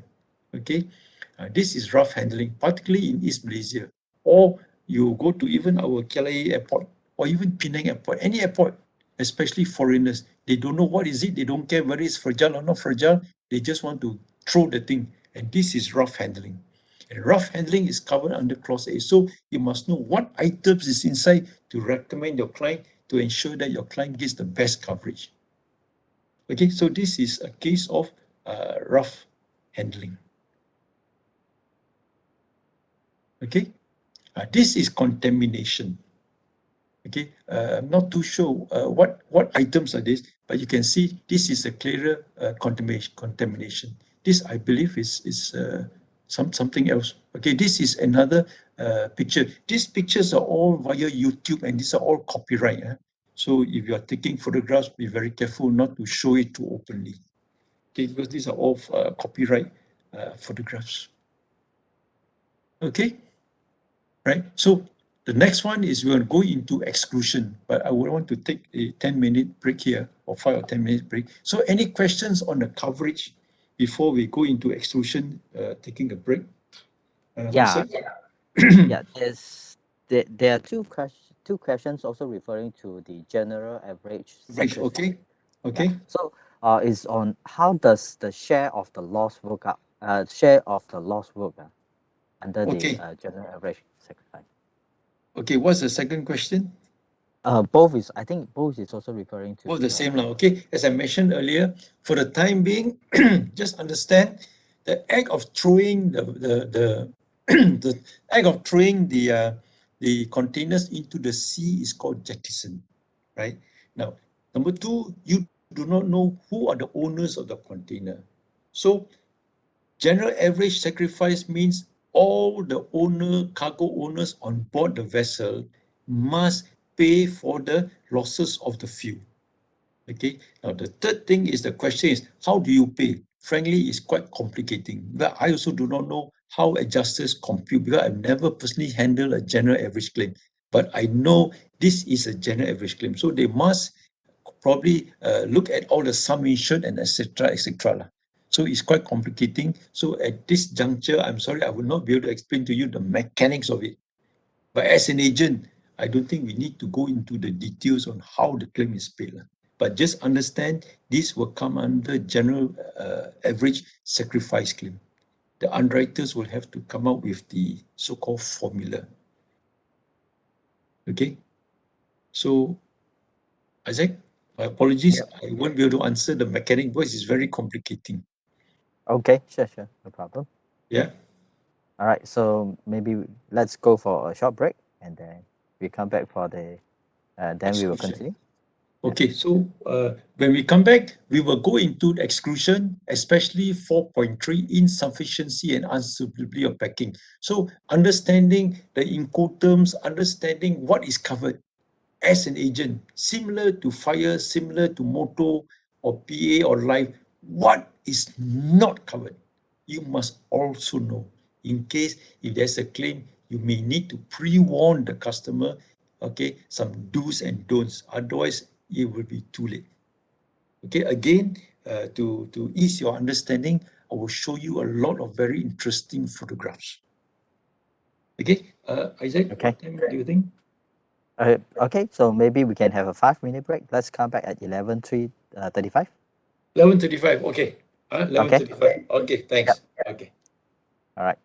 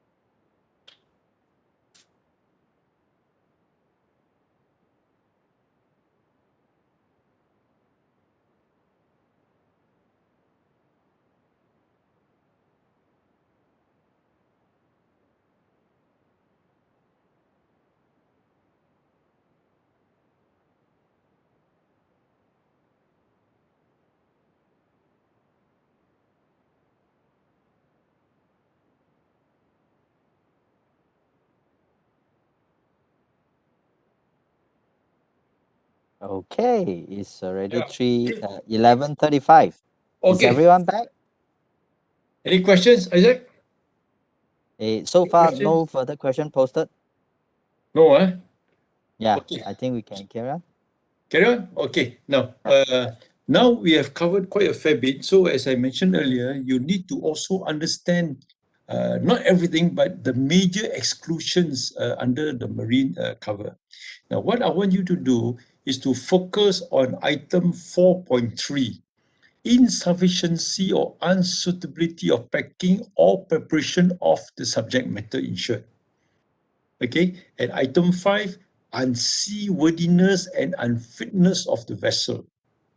Okay, and item 6, war and strike. So if you notice, under when you ask for a marine quotation, okay, a shipment, always they will, underwriters will put including war SRCC. Very, very important. Why? Because when the vessel sails in the sea, you never know anywhere war can break out. So once the cover is given, right, and the vessel sails, then if there is a war, that war will still be covered because underwriters cannot say, oh, halfway, we take back the war cover. Cannot. Once it's issued, it's given, it's given.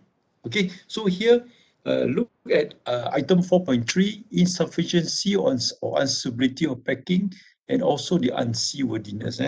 Okay, now, as I said, every policy will have the exclusion, but be very careful of the exclusion. Now, I'll show you a lot of photographs. What do you mean by unsuitability or insufficiency of packing? This refers to the nature of packing as well as the container. Okay. Now, this is a item, and this is not payable under the policy. Why do you think this policy will not pay for this claim? Any quick guess? Any quick guess? Why do you think this policy will not pay? Agents, quick guess. Why do you think it's not payable? Yes? Because it's not well packed, from one agent, improper packaging. Yes. Why? Because you see the word fragile. Fragile means it's very sensitive or very is breakable, blah, blah, blah. And if you find this breakable item and this soft paper carton, how can the paper carton, okay, prevent the impact? You can't. It has to be packed in that the steel or the wooden box, right? Then that is proper. So because of this nature of packing, or we call it the insufficiency of packing, the claim will not be payable. Okay. Now you look at this again. This is another insufficiency of packing, right? You notice the way the box is being packed. Okay, you see the way the box, the things are being packed is loose. And if these items run around, if there's any damage to these subsequent items, it's not payable. It's not correctly packed. Okay, this is not suitable packing. It may not be fully damaged, but you'll be running all over the place. So should there be any damages, the box is too loosely packed. It must be firm. Okay, the next one, I believe this could be electronic item. If it is an electronic item or mechanical item, you cannot pack in a wooden, you cannot pack in a paper carton. It will not buffer the impact of damages. So this is also deemed to be an unsuitable nature of packing, and the claim will not be payable. Okay. Now, again, this must be an electronic item. Electronic item, you right, correct? Yes, you put in this bubble wrap, but in paper, this paper will not be able to withstand the impact. It must be at least a wooden, will be covered with steel edges to prevent impact damages. Again, this is considered an unsuitability of packing. Okay, next one. As I said earlier, when you say unsuitability of packing, it refers to the nature of the packing of the goods as well as the container. This is insufficient preparation. Definitely, this is insufficient. Why? Because you see the way the things are being packed, not only is not full, but once the container were to be loaded, unloaded, or in transit, you find that all this is going to rock. this is going to create a lot of impact damages. And impact damages is covered under the policy. So this will cause claim, but the policy is not going to pay simply because this is insufficient preparation of the goods in the container. Okay? This is even worse. Though they put in the palletized cargo, but this cargo, right, is so heavy that the bottom cargo cannot hold the weight. Naturally, this is a terrible nature of packing. And again, this will not be covered if this happens. Same thing.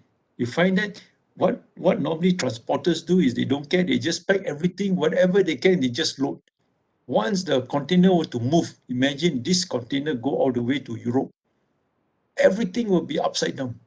This will hit this will hit this, it will hit this, everything will be upside down. And if this is too heavy, it will crush the items at the bottom.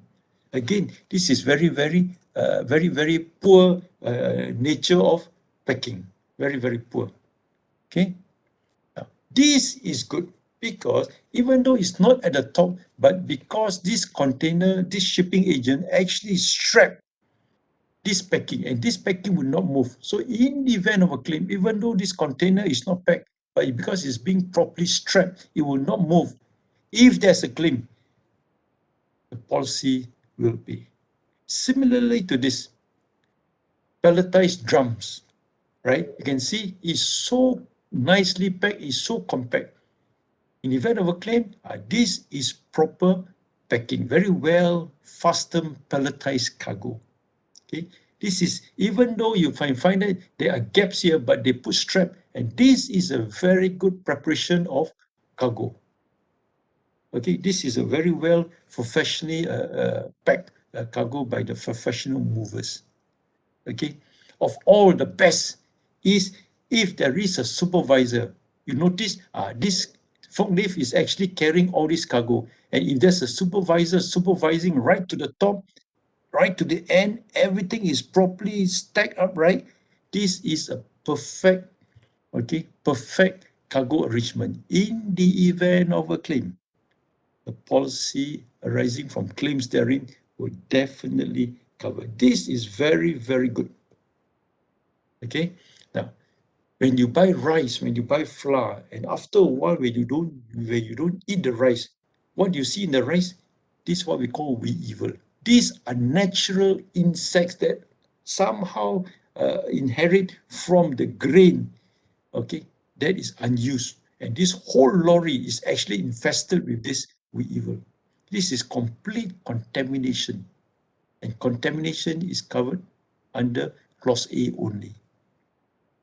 Okay? Now, this is unseaworthiness. Again, under the policy, right, when your customer hires a vessel or hires a ship, that vessel or ship must be deemed to be seaworthy. What's the meaning of seaworthy? Seaworthy means so long as the vessels are classified under the Institute Classification Clause 11201, it means this vessel can withstand a certain amount or can defend itself against what we call the perils of the sea. The perils of the sea, I already showed you what is perils of the sea, right? So a simple definition of seaworthy vessel is that the vessel can actually defend the perils of the sea. So these vessels must be classified. If any of these vessels are not classified, you need to inform Great Eastern. This is very dangerous. Okay, again, this is a exclusion under the policy. Okay.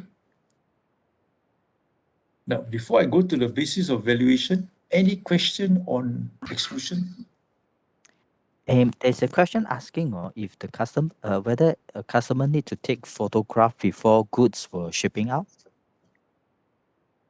Where the customer needs to take photographs before goods were shipping out. Yeah. In what circumstance generally? In what circumstance do you want to take photograph or you don't want to take photograph? Is it a one-off consignment or is it a daily consignment? Yeah, perhaps Little Bear Agency, you can. Oh, his further question is in case got claim. I mean, generally, it's a good practice to take photographs to know what is going on. But more importantly, is the supervision.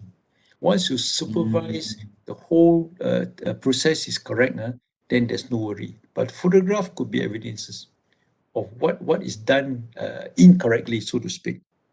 All right. Okay, so it's nothing wrong to take photograph. There's absolutely nothing wrong. Okay. So, little bit agency. What is important for agents is to go to the factory and see how they pack, number one. Number two, to see how they load the packing inside the container. Then you understand exactly the photographs that I show you, whether it's proper or improper packing or insufficient packing. The nature of the product, are they using the proper carton packing, or is it must be a wooden packing, or whatever the packing, or in drum? Then once it goes to the container, how they load in the container, then you will understand how the exclusion is going to be applied. Okay, so take the advantage to go and see the factory once the container of loading unloading arrives. I would strongly recommend this activity. Okay, Okay. Isaac? Yep. Okay. We can carry on. Okay, any question before we go to the basis? Okay, now let's go to the basis of valuation, or what we call the fixing of summation. So in fire, in motor, equally important in marine. Marine is again totally different from motor, from fire, from PA, or from life. This marine, the fixing of the summation is one kind. Okay, what do you mean by one kind? Now, when you say fixer of summation, there are certain factors that you have to consider. Like PA, you want to fix a summation, you want to know whether he's a manager or he's a clerk, right? What occupation does he do? What nature of risk exposure? So in marine, we also have certain general factors that you got to consider. Right? In marine, we have 3 or 4 or 5 factors that we got to consider. We call it the cost of the goods, the insurance cost, that means the premium, as well as the freight charges, the remuneration charges.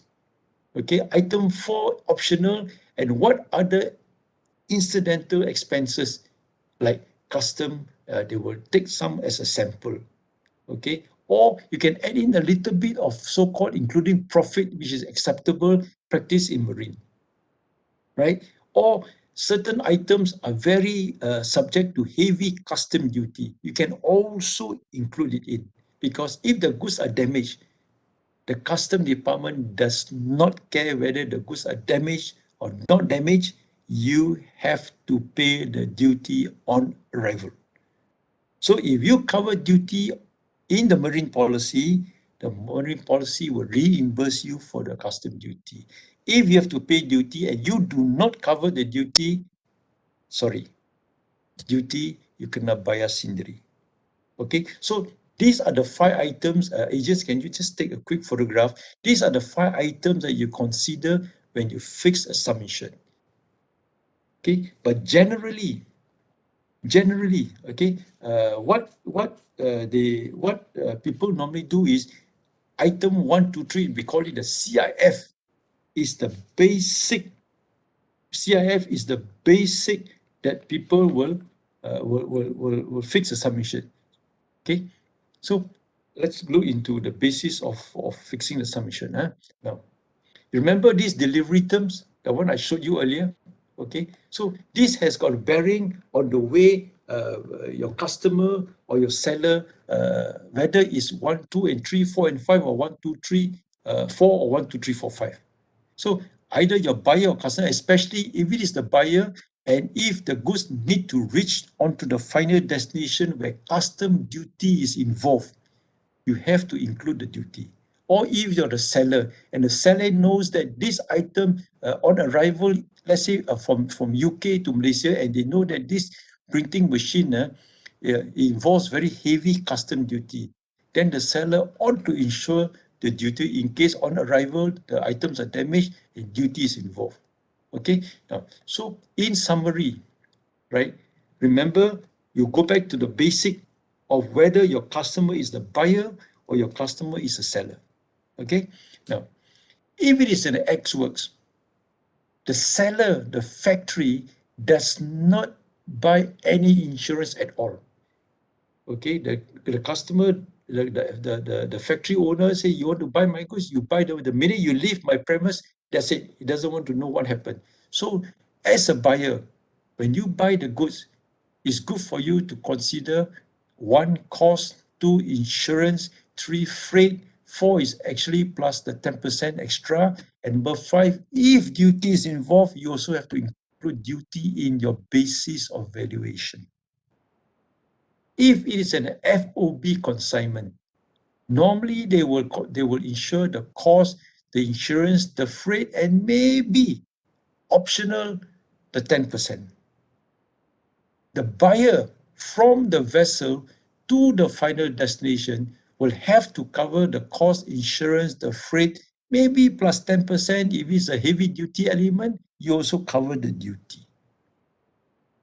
Now, in the case of the seller selling on CIF basis, definitely is cost, insurance, freight, plus the 10% plus the duty. Later, when we cover the inland transit or the goods in transit, all this doesn't come into play because the invoice value would have included 1, 2, 3, 4, 5. Okay, so the standard market, when you issue a policy, you don't see the word sum insured, you see the basis of valuation. The basis of valuation, the standard practice will be the cost, the insurance, the freight, plus 10%. This is normally the standard thing you see in the marine policy. Okay? Any question on the basis of valuation before we go to the commencement of transit? Any quick question? Any questions? There was one question earlier, no, not on basis No? of valuation. Yeah, no. Okay, so any question on this one? Now, here, when I put 10%, actually 10% may include a bit of profit. Remember, marine policy is an agreed value policy. So even though your cost insurance freight of your machine is 1 million, the replacement is 1 million. Okay, but you factor in 10%, becomes 1.1%. 1.1% because you may want to include a 10% profit, or you want to factor in 20%, so it becomes 1.2 million. Right? You also include in the custom duty. In the event of the machine being a total loss situation, the policy will pay for CIF plus, including there is a bit of element of profit, and this is acceptable in the world of marine insurance. They accept because marine policy is an agreed value policy. That means the sum insured could be a little bit higher than the replacement cost of the machine. Okay, again, in marine, import-export involves custom duty, whereas PA, no custom duty, motor, no custom. But in marine, certain items are very heavily custom-based, custom duty-based, like liquor, wine, certain machine, tobacco, very, very heavy custom duty-based. Okay, right? Any question?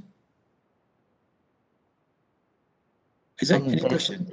There's one question asked, can give more examples on other incidental expenses? Okay, when you talk about other incident expenses, this item mainly we refer to custom lah. So when you bring in certain goods, right? These goods may have to go through the bonded warehouse. Bonded warehouse means you cannot pay custom duty lah. So when you go through the custom duty, what does the custom officer do? Custom officer may say, kasih saya satu, saya mau tengok apa dalam, sample lah. So when the custom officer take the sample, does the custom officer give back to you?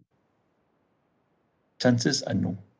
And those days, it happens many, many times when definitely these traders, they know that once you go through bonded, the custom officer will take a sample, and after testing the sample, chances are that they do not give you back the product. So if they don't give you back the product, you rugi lah. So that's where the basis of valuation in marine allows you to top up the sum insured of CIF, right? up to you. You want 5%, 10, 15, 20%, they allow you to top up the CIF plus. But normally in the market is 10%. And this 10% also may include a bit of profit, because in case if the thing is damaged, it's damaged, right? You cannot get the money, the insurance policy will pay, because some items are sold cash on delivery. So the items are sold cash on delivery, and if the items are damaged, the buyer will not buy, but you still, because of the consignment, because of all the effort you put in under the marine insurance, they allow you to at least recover a bit of the profit. Okay, so this is for item 4. Are you okay with that, the agent who asked this question? Kawei, are you okay with that? Yep. He said yes. Okay. Yep. All right, so it's just an incidental, just a little bit extra. This is acceptable in marine practice, but not in any other, not in fire. There's no such thing in fire. You cannot make profit in fire. You cannot make profit in motor or PA. But in marine, okay, but limited. Okay. Any more? Any more questions? No further questions. Okay, let's quickly move on to this item on what we call commencement of risk. Now, when you talk about commencement of risk, again, marine is very unique. Okay, now, when you talk about commencement of risk in marine, you also must know when the marine policies ends. So the question raised by an agent earlier is, what do you mean by final destination? And this is a very important question that the agent has asked, because this will impact the claim. Now, first of all, to understand the duration, right, we got to understand the meaning of what you mean by the ordinary course of transit. Now, when does the marine policy actually start? The marine actually start when the subject matter is first moved to the warehouse. From the warehouse, it goes to the warehouse, and the warehouse is supposed to be, the shipping agent is supposed to move the consignment for immediate loading onto the vehicle to be sent to the port. From the port, it goes onto the ship. From the ship, it goes all the way to final destination. This is what you mean by in the ordinary course of transit. Now, agents have to be very careful in this instance. Now, what happens here is, let's say if I have a case whereby I want to send my goods to UK.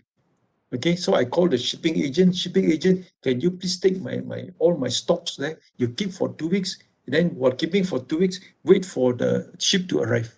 Now, in such a circumstance, at the bottom here, right, as I said, the policy will not provide any cover for temporary storage prior to transit. That means if I have the intention to tell the shipping agent to keep the goods, okay, for storage purposes before the vessel arrives, the policy will not pay under the marine policy. That temporary storage, say 2 weeks, that 2 weeks temporary storage prior to the transit, the storage in the holding area or the warehouse or with the bailee, that has to be taken up under a separate policy, but not a marine policy. Okay, now to understand this a little bit further, let's look at when the policy terminates. Now, once there are few areas of cover here. Once the transit is already commenced, when does the policy terminate? Generally, the policy will terminate once the goods are being unloaded from the carrying vehicle to the final destination. It could be in Penang, it could be in Alustar. Once arrived in Penang Port, it will travel all the way to Alustar or all the way to Ipoh. So the final destination is in Ipoh. Ipoh will be the final destination, even though the goods arrive from Penang Port. It's okay, right? Number two, sometimes these goods will arrive at a certain distribution point, not to the final distribution. Okay. Now, number three, it also the container may not be unpacked, but the container will be left there for storage. They don't even open the container. Sometimes when the goods arrive, they leave the container at the warehouse inside the container. Or number 4, the policy says whatever it is, the maximum, right, goods, the period that was provided is 60 days. Though the goods can arrive in Port Klang, but in Port Klang, the goods may be sent all the way to Johor Bahru. So it takes time for the transporter to carry the goods all the way from Penang port all the way to Johor Bahru. So the policy says once the goods are being discharged from the ship or from the vessel on the land, 60 days will be the maximum the policy will pay. Whether it's 1 or 2 or 3 or 4, what the policy says whichever shall come first. Okay, this word whichever shall come first is very, very important. Now, on top of that, a customer may ask you, hey, Madam Agent, what happens? My goods arrive in Port Klang, and in Port Klang, I have to go through bonded warehouse because my goods are taken up for custom inspection. What happens if there's a claim at the custom inspection, bonded warehouse? Is the claim payable or not payable? Yes or no? Is it deemed to be in the ordinary course of transit? Anybody? Try? Pay or no pay? Anybody? Anyone can try? Isaac? Anyone? Anyone? You want to try? Okay. We got the comment says pay. Pay? Yeah. Right? Yes, the answer is pay because custom, okay, is not within the control of the insured.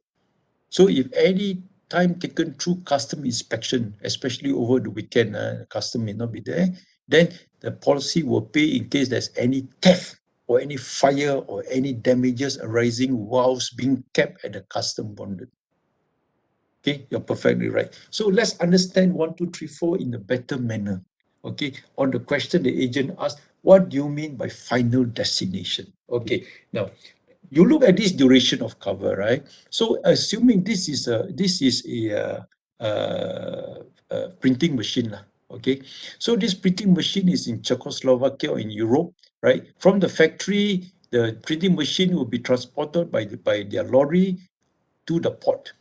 So once the machine is loaded, the container is put the machine is put in a container. Container from the lorry is being loaded onto the ship. The ship will sail from the European port all the way, sail until arrival at the Penang port. So once arrived at the Penang port, the container will be unloaded onto the Penang port and go by road to the client's premises. So this is very simple. Or from here, it goes through custom, it doesn't matter. Right? So this is a very simple graph of the normal transit. Now, what happens is, assuming once the goods arrive at the port and it goes through the custom warehouse, as I said, in custom warehouse, the policy will still continue. Now, what is important is after the custom warehouse, the goods arrive at this distribution point, right?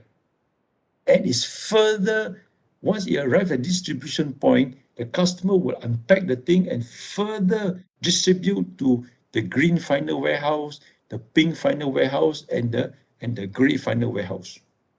But the policy issued says from Czechoslovakia up to the final destination. My question to the agent now is, does the policy end here, which is the distribution point, or does the policy end at the final warehouse when the policy is described as final destination? Okay, agents. Distribution point or final warehouse? Where does the policy end? Okay, decide. Okay, we got the answer from agents saying that the final warehouse. Okay, some more? Anybody else? Anybody else? Anybody else say something else? Anybody? So far, all of them say final warehouse. All say final warehouse. Yeah. Wow, this is very dangerous. Now, All of you are wrong. Oh. Okay? When you say final destination, right? As I said earlier, when the cover terminates, it terminates storage or distribution point, whichever shall first occur. Meaning that in the event of even the policy puts final destination, the minute the original transit reaches a destination and is further repacked or further distributed, this is deemed to be the final destination. So what needs to be done is if there's any further distribution from this final distribution point to these three final warehouse, you have to issue three separate goods in transit policy. The policy ends here. Okay, any question?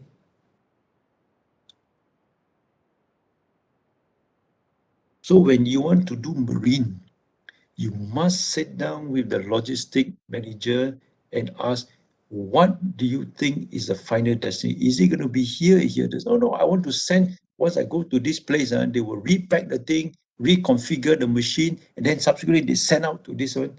Then you must tell the customer the policy ends here. It does not end here. Okay, so when you're doing marine, you must sit down and understand the modus operandi, how the journey is taken by the customer. Otherwise, in the event of a claim, big problem. Okay, any question? Isaac? So far, no questions in the chat box. So the agent who asked about final destination is, are you clear? Excuse me, can I ask you? Sure. Are you saying that the final destination is the place where you leave the thing intact and untouched upon arrival? If you do anything to that thing, then it is the final destinations. I have to qualify, because when you say you leave the thing untouched, etc., but if you intend to leave it there for storage purposes, right? During the time when your goods are there for storage purposes, that period will not be covered. Come again? Unless, Come again? okay, now when you say when your goods arrive untouched, right? And if there is a purpose that the goods be left there for storage purposes, the cover will cease. It will not cover in case goods are stolen, for example, or there's a fire explosion to the cargo whilst it's being stored. The cover already ceases upon arrival at that spot, if you are intending to keep that for storage purposes. Okay, got it. Clear? Now, you have raised a very interesting point here. Now, what happens here is, assuming you bring in a printing machine, right? But your customer in the final warehouse says, "Hey, Mr. Agent, my new warehouse not ready. I need another 1 month or 2 months before you can bring in the machine." What happens when your machine is already arrived? But here they are doing some renovation, and they have redesigned, and they have actually extended the steelworks to hold on for another 2 weeks. As I said earlier, the minute your machine arrives for storage purposes, you have to store here, right? You cannot store here because the warehouse is not ready. The cover already ceases. So what do you do with the 2 months when the customer says, "Okay, Mr. Agent, please keep the machine for 2 months"? What do you do? How do you arrange the insurance to protect the cargo? Right? What do you do?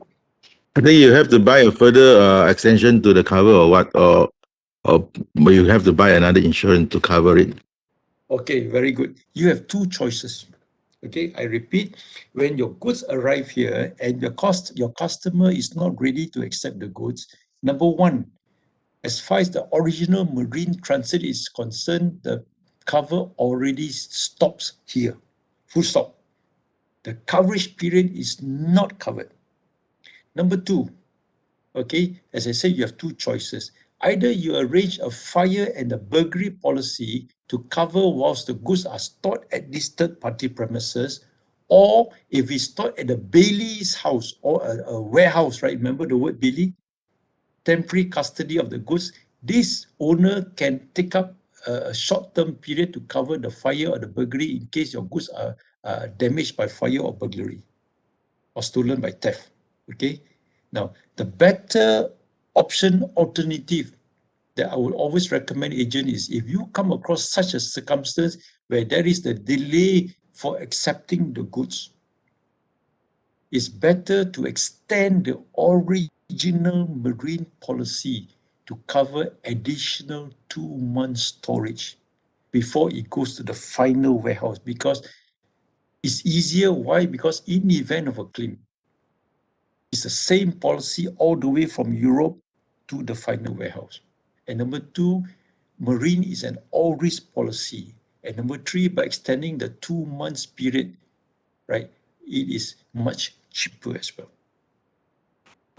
Are you saying that the original policy is much more superior than the new policy that you buy? It's superior to the fire and burglary policy combined. Yes. Easier for claim because it is the original policy. So if there's any damage to the machine here or whatever the reason here is, you don't have to segregate whether it's a fire policy or whether it's a damage policy or whether it's an all-risk policy, but it falls on the original marine policy all the way. There's no other policy. So the claim is much easier. Extend the original marine policy, but you pay the additional premium. Okay, got it. Thank you. Okay, that is the secret of a superior arrangement of duration of cover. Okay. Any other question? Isaac, No, from the floor. any more? If not, I will continue. Yeah, please carry on. Okay, now, okay, so we have more or less finished all the technicalities of marine. So now the lighter side of it is we also must know what policies that can we issue. Okay, we have already understand the full aspect of marine policy. Now is the cari makan. How to issue the marine policies. So under the marine policy, if the customer says, hey, Mr. Agent, I have one laptop, my daughter forgot to take to UK. Now I have to send the laptop to UK. Can you do it? The answer is yes. Okay, so under such kind of shipment, you call it a single or one-off shipment. That's it. Satu kali cerita habis.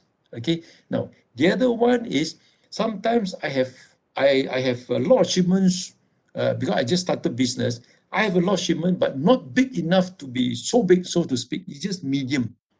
Okay, now I can propose to Great Eastern, can I issue an annual policy and I estimate roughly how much is my annual turnover or annual carrying, and then I pay some kind of an annual policy from say January to December.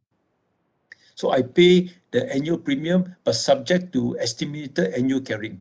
So at the end of the policy period, I will declare to you the actual carrying. So I don't have to insure every time when I send, I insure. When I send, I insure. I don't have to. So you can also arrange what we call an annual marine policy. Okay, but the premium must be minimum 10,000. But the best of all the policies, we call it the queen of policies, is what we call a marine open cover.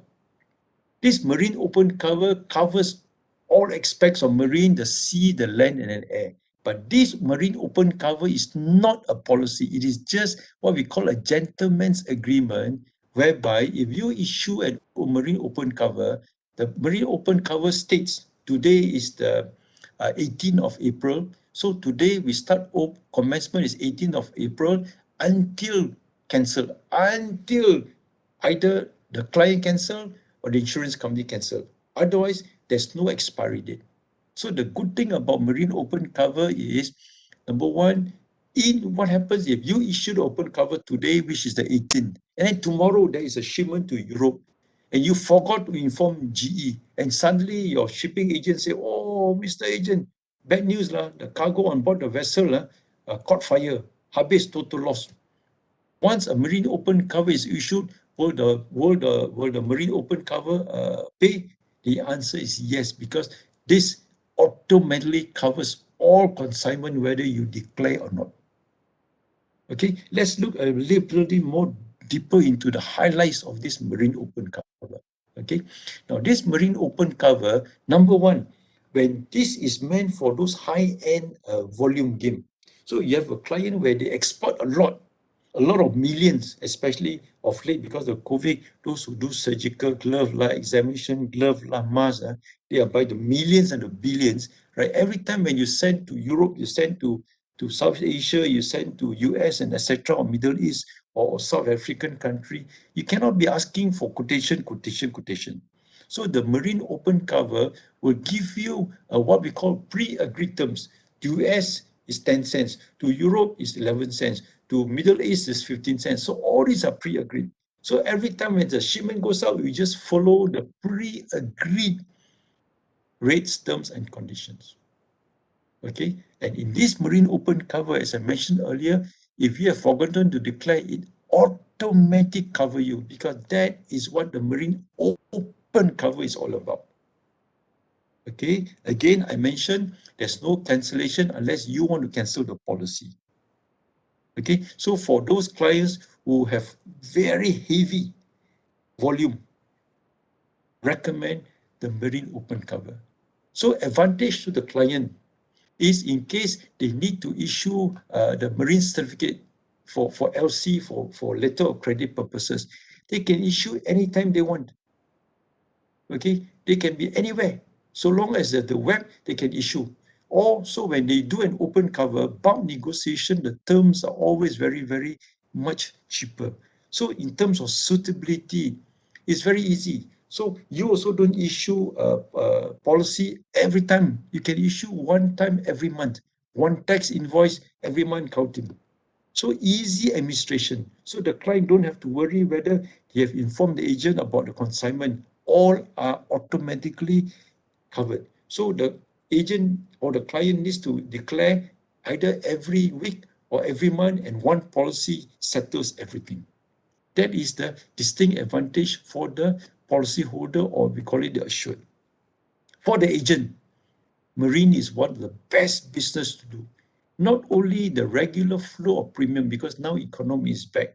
Once the marine business is a lot, your commission of 15%, which is standard compared to motor where the sum insured always drop, marine commission will grow as your consignment grows, as the economy picks up. So to you, you don't have to ask for quotation every year like motor. Okay, so long as the business is good, more import export, more marine business, your income will just keep on growing and growing. So you just need to focus on your yum cha, your long-term relationship with the agent and the customer. Okay, so there's always advantage for marine open cover for both the client as well as the agent. Now, the best part is if you have a marine open cover, Great Eastern has come up with what we call the e-marine portal. This portal, if you have a marine open cover, the customer can actually apply for this e-portal to issue their own certificate.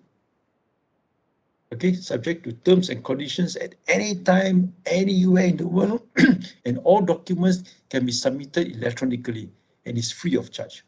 And in this portal, it doesn't matter whether it's euro dollars or whether it's renminbi or whether it is any other currency.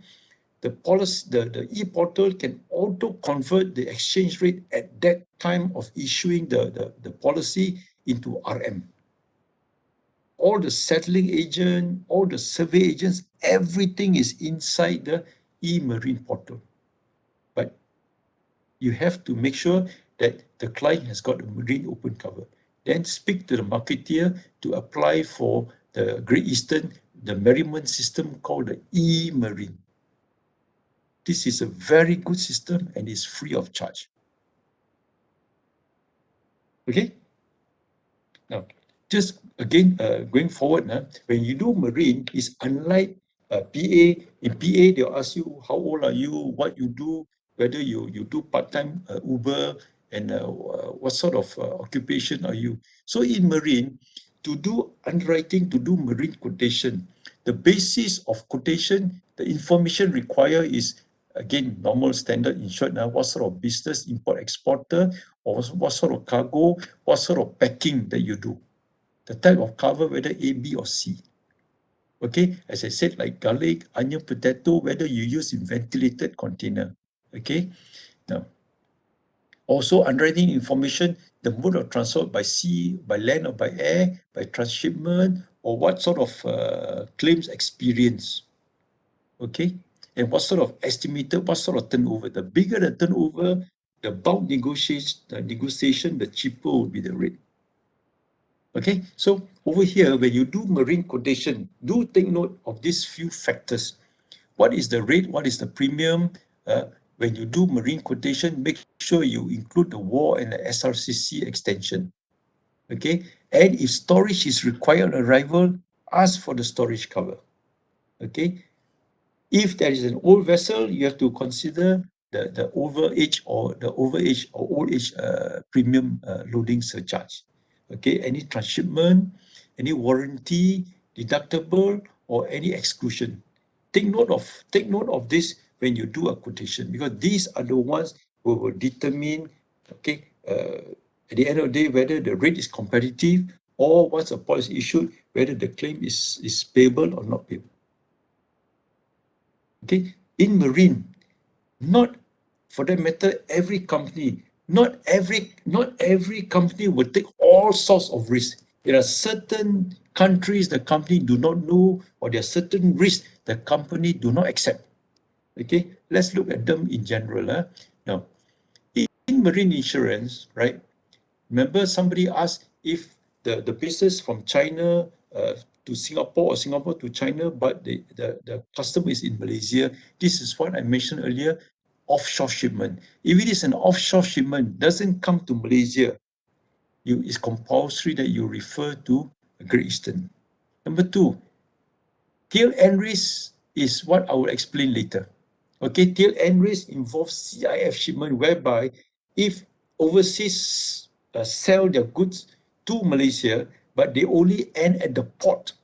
From the port to inland, they do not want to cover. That's why you call by tail end risk. I will cover this tail end risk after this. And this is a very dangerous risk.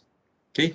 Number three, if you are sending reconditioned or second-hand machinery, you also refer to GGM, or any recycled products, right? You have to refer to GGM.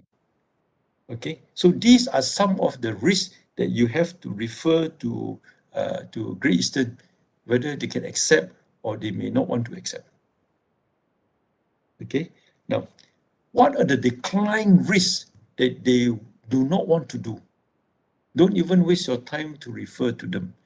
For example, if the risk involving wooden vessel, right, because of the high risk, or involving multiple or double towing, means if you see probably in Penang, or you see especially in East Malaysia, a lot of this big ship, they need the towing, what do you call that, to tow the ship inland, because the ship cannot come in. Okay, so these towing shipments, right, they do not want to do because of the high risk, right? Container risk means on arrival, they still keep the risk inside the container. They GE also do not wish to do, or any jewelers product, or any recycled product, or any guaranteed outturn policies. Guaranteed outturn policies are policies that cover difference in weight. Certain products, right, they lose a lot of weight, okay, by nature of the product. So if any product that will lose the difference on arrival, the difference in the weight, GE does not want to cover. So these are some of the decline risks that GE does not want to do. So if falls under the decline, I'm afraid you have to talk to GE if you still want to do their risk. Okay. Quickly moving, not only the risk that certain things that GE doesn't want to do, but also certain countries they do not want to do. So the countries listed out are actually 1 to 25. But it can keep on changing depending on the world situation. So if Now Afghanistan is having probably some issues, right? So if I have a customer in Malaysia and the customer wants to send furniture to Afghanistan, but here I've showed you countries that excluded. Do you think GE will accept if I have say a 5 million of consignment of furniture to Afghanistan? Do you think GE will accept? Any agent wants to try? Here I put there, can be covered but subject to no positive match. Bliss cleaning is their system lah, no? These are excluded countries. So my question is, if I have a client who has got 5 million sofa furniture to send to Afghanistan, do you think GE will accept? Anybody want to try? Comment says no. No. Yeah. Anybody says yes? I will tell you yes. There is one comment says yes, but end at port. Exactly, fantastic. This is a good agent. Now, try to accommodate the client as much as possible, because if you don't do it, other agents will do it. So in this instance, knowing Afghanistan and all these countries mentioned, right? Especially we talk about Afghanistan. If I tell GE that the items that are sending are not of high risk, furniture, what is there to be of high risk? These are not high value items, and these are not expensive items and not targeted items. Number two, I tell Great Eastern, I say, okay, the journey ends at the Afghanistan port. The minute it arrives the port, and once the goods are discharged onto the land, cover stop. I'm sure Great Eastern will consider. Okay, but don't go inland, because once you extend to cover inland, then guarantee 100% there will be a claim on total loss. The whole thing will be hijacked. So if there is a chance, at least you tell your customer, I can cover you up to the port. If you look at it carefully, some of the European countries, when they export things to Malaysia, they will only also cover up to our port. They do not want to cover our inland because they still do not know where is Malaysia. But they know Singapore, they know Thailand, but they don't know where's Malaysia. So they will also say up to the port. So if you have any such nature, exports to any of these countries, right, try to negotiate up to the port. You may be able to get it. But countries that you cannot do any business, Great Eastern will say, no, no, no, are these countries. These countries from Cuba right up to Russia, the answer is no. If I understand it correctly, the treaty does not provide Great Eastern to underwrite any business involving countries 1 to 7, including the latest, okay, of the Ukraine and Russia conflict. So all this we would not be able to do or to do business. That is actually the territory that agents can actually do business with. Okay, Isaac, I got another last chapter on goods in transit. Shall I just complete it? Any questions before I go to the final chapter on inland transit or goods in transit? No questions no further question in the chat box. Yeah, I think we can continue. Okay, let's quickly finish this. Okay, Yep. now in marine, we have covered a lot of sea. Air is nothing like, air is only by aeroplane, so there's nothing much to talk about. Let's log into by land. So by sea, by air, by land. So by land, if you have any goods in transit by land from Alor to Penang, or Penang to Ipoh, or Ipoh to Johor Bahru, or to Melaka, or Seremban, or to Kuala Terengganu, these are what we call inland transit or goods in transit, typically by land. The only exception historically is in Penang. In the past, they also send goods from the mainland to Penang by ferry. Though it's through water, right? By traditional, it's still accepted as land. Okay, but if you have anything to send to Langkawi, you have to issue a marine cargo policy. So in the earlier training, somebody asked, "Oh, I got a car that I need to send to Langkawi, or Langkawi send it to Kedah." you have to issue a marine cargo policy. Okay, now, this goods in transit, sorry, is there a claim? So this goods in transit policy, right? When you say by land, by trailer or by lorry or by rail, make sure you also include the process of loading and unloading. This is very, very important. Okay, now, generally it's in Malaysia and Singapore. Generally it's written in Malaysia and Singapore, but sometimes you may have an inquiry, especially in East Malaysia to Brunei, or maybe in Penang into Thailand. I personally have got an inquiry all the way from Vietnam, passing by Laos, passing by Thailand, then lead to Penang. Okay, but since they are only talking about simple textile, those cheap stuff, the insurance company accepted the goods in transit, even though it has crossed 4 different countries. But here, just take note, especially those who are in the north, if it involves Penang, or those are in East Malaysia involving Brunei, you have to refer to GEM as far as the territory is concerned. Okay, now what sort of policies can be issued under the marine transit policy? Now, same as marine open cover, if there's only one off sending, you just say one single or one off sending. But marine for goods in transit, you can also insure what we call the annual goods in transit policy. That means you estimate roughly how much per year you pay the premium. At the end of the year, you declare the actual. Then the policy will be adjusted. Again, annual goods in transit policy means it covers automatically in the policy up to the terms and conditions of the policy. So when you do an annual goods in transit policy, you have to take note of 2 very distinct areas. Whether the maximum per lorry is sufficient. If the maximum per lorry, you put 100, but sometimes you may have a bigger lorry to 150,000, then you have to extend the policy to cover 150,000. Okay, and number 2 is the nature of the territory. If you put only in Penang, and if you go to Ipoh or you go to some other places, the policy would not cover. So it's safer to make sure that the carrying per lorry or the territorial limit, okay, be sufficient to take care of the client's needs. So regularly you have to check the client.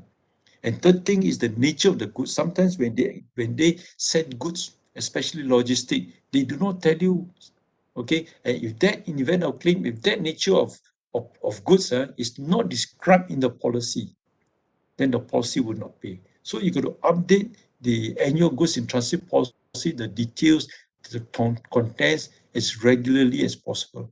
Okay, so this annual goods in transit policy is renewable every year. Okay, now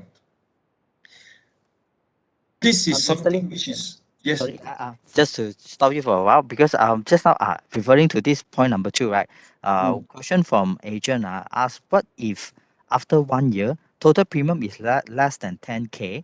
So would any refund for the Okay, excess premium? good question. So if you declare and the deposit premium is 10K, and if the premium, if the total transit because of economy, because of COVID, it dropped, right? They will refund you the premium, but generally within only a certain amount. They don't refund you everything. They will refund you generally 50% maximum of the deposit premium that they give it to you. Okay, there will be a refund, but not the maximum. Okay, I think under the fire policy, they allow, I can't remember how much, but they do allow you a refund up to a certain percentage of the deposit premium. But they do refund. Okay. Okay, Yep. Okay. Yeah. but the convenience here is you don't have to worry about declaration. So it automatically covers everything. So take note on the territorial limit, take note on the maximum per carrying, and take note on the goods that you declare. So if you don't declare the goods inside the policy, in the event of claim, the policy will not pay. So these are the 3 things you need to take care when you have an annual goods in transit policy. Okay, agent, clear on that? Yep. Yeah. Okay. Let's go to this very dangerous, what we call a tail end risk. Now, those of you who are involved, clients in logistics, you have to be exceptionally careful on this tail end risk. And this tail end risk is not what insurance company like to do. Now, tail end risk means this is a CIF shipment whereby, in my earlier note, under the Incoterms, the CIF means the CIF up to the final destination. Correct? CIF means the seller will arrange the insurance in terms of cost, in terms of insurance, in terms of freight, maybe plus 10 plus the duty. But the mode of delivery is up to the final destination. But here we have a case whereby, using the same example of the printing press, the Czechoslovakia printer says, no, I don't want to insure up to your final destination. I don't know where is Alustar. I don't know where is Ipoh, right? I don't know where is Stramban. I just want to end at the Penang port. And after the Penang port, no more my responsibility. So the seller insurance will cover up to the Penang port. Okay, and the buyer, okay, will have to buy the insurance from the port up to, say, up to Alustar, for example. Now, what happens if this customer buys from Great Eastern, the local transit, and the seller buys the European insurance company insurance for the trip from here to the Penang port? Penang port is the Great Eastern policy. Now, once the goods arrive here at Alustar and the goods is found to be damaged, agents question, do you think the European insurer will pay, or you think the Great Eastern policy will pay? If the goods open and there are damages, who will pay? Some quick case study, who will pay? Any answer? Okay, from Little Bear Agency says European insurer will pay. Will pay. Okay, can you tell me why the European will pay? European will argue, hey, this one is, the damage is from your Penang port up to Alustar lah. Why should I pay? So what is your case? You think that European will pay? Can you argue that? Can you prove that the European will pay? Can you prove the loss that it happened from Europe to Penang port? Yeah. How can we prove? And there's one comment says, gray area here. Of course, it's a gray area. That's why I'm asking.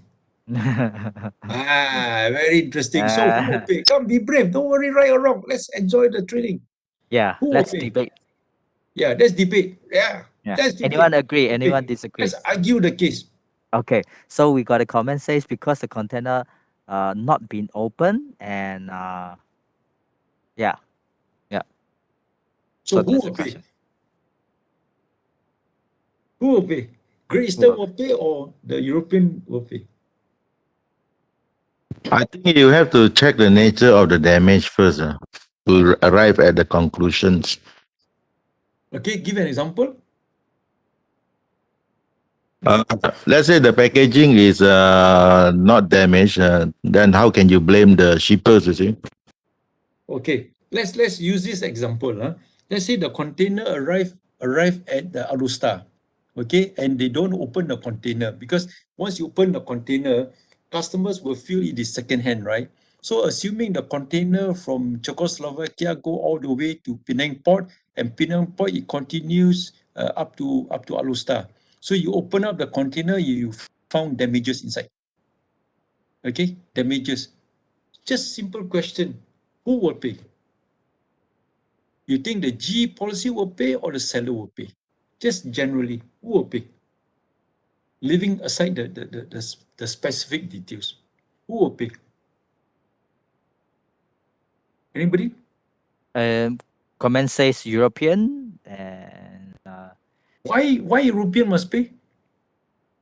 yeah. Maybe you can specify your answer. Yeah. Better Come, explain. let's debate. Why? Come quick before we end the session. I think the insurer must pay, I think, to keep the customer happy, probably. If the claim is 10 million, you think the insurance company going to pay? 10 million is not a small sum. If maybe $100, okay lah. 10 million, which insurer want to pay? unless they are responsible. So my question is still not answered. Who will pay? Insurer will pay or Great Eastern will pay? Come, there must be a solution. There, Those there's a agents who are doing tail end risk, you must answer this question because it is a referral risk. there's comment says go investigation first, and then depends on the adjuster report, because the cost of the damage in the sea, probably. Okay, that is a very, very close answer. Now, let me explain. First of all, tail end risk means that the CIF consignment, right, despite saying up to final destination, they say, no, no, no, I will only send the goods up to the Penang port. So the seller insurance will only insure up to the European manufacturer up to the Penang port. Now, from the Penang port, the buyer will have to arrange from the Penang port up to, say, Alustar factory. Right now, this is what we call the tail end risk because this is the end of the journey. And this is the risk where most insurance companies do not like to do. Why? Because in the event of a claim, they cannot determine whether the claim happens here or the claim happens here. As I said, we must find a solution. Now, there are two solutions that we can look at. Number one, if the customer here, right, wants to buy an all-risk policy to cover from here, Penang Port up to Alustar, the customer must arrange a survey on the goods on arrival at the Penang Port to determine whether there is any claim or there is no claim. So from the survey report, if the survey report says it's very clean, then if there's any claim subsequent to the original journey from the port up to the Alustar, then Great Eastern will say, okay, look at the report, since the original in the course of transit, there's no claim, then Great Eastern will pay the claim. Now, alternatively, this is what I'm talking about, all-risk policy. But if the customer covers what we call Clause C means only major losses resulting from fire or lorry overturn or whether it is just explosion, right? From the port is already on the land. So if the customer requires only a Clause C cover, right? And if there is a claim arising from fire, arising from explosion, arising from overturning, GE will pay because GE cannot say, hey, European port, you must pay for lorry overturning. Nothing to do with the European port because GE has taken the risk from here and the risk they have assumed the cover from here. So again, I repeat, if the customer wants to take a all risk cover from the port up to Alustar, he has to arrange for a survey. If the customer wants to take a Clause C cover, that means it only covers overturning, fire or derailment, etc., right? Chances are that GE will not require a survey. So the claim is very clear whether the seller will pay or the GE will pay. Any question? Yes. Yes, there's a question. Who will do the survey at the port? Very good. GEGM? Very good. So the buyer's interest, right? If the consignment is very important to business, as far as the seller is concerned, once my goods arrive here, my responsibility is over. Okay, my responsibility over. The buyer will have to arrange for the survey. The buyer will have to pay for the fee. And to know which survey company, blah, blah, blah, they will refer to Great Eastern, and Great Eastern can actually recommend a surveyor, one of the settling agent or one of the surveyor can easily go into the survey. But the fees must be borne by the buyer. Okay, depending on the complexity of the case, it could be between 1 to 3,000, depending. Okay, if the consignment is by the millions, it's worth it, especially if the consignment is of very sensitive nature. But if it's furniture or something or spare part that is very hardy, right? If I'm the customer, probably I'll just take a C cover and no survey is required. And also, if there's no overturning or there's no fire or there's no derailment, if there's still a claim, then chances are that it could happen from here. Okay? Questions, Isaac? No further? Yeah, I think we can continue. Okay, so those agents who are dealing with logistic company or shipping agent or dealing with those companies, transport companies doing tail end risk, especially from the port to the customer's final destination, be very careful of this. Make sure that GE understands and confirm that they are doing the risk. Otherwise, an event of a claim, then there will be a problem. So this is a risk that you have to inform GE. Okay, now let's finish up with business talk. Okay, so I believe when you do training, if you don't produce sales and business, it's not complete. So how do you sell marine? Okay, I always feel that GE agents have the distinct advantage.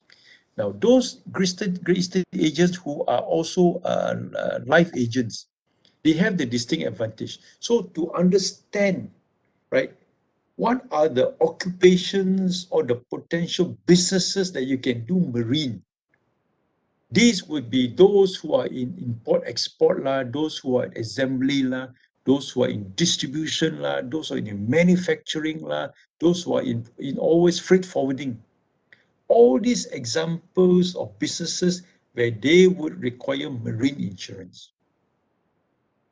Okay, now to have a bit of information of this, right? GE agents, especially when you're doing live, if their bosses or tauke are your live client, you already talk to the boss man.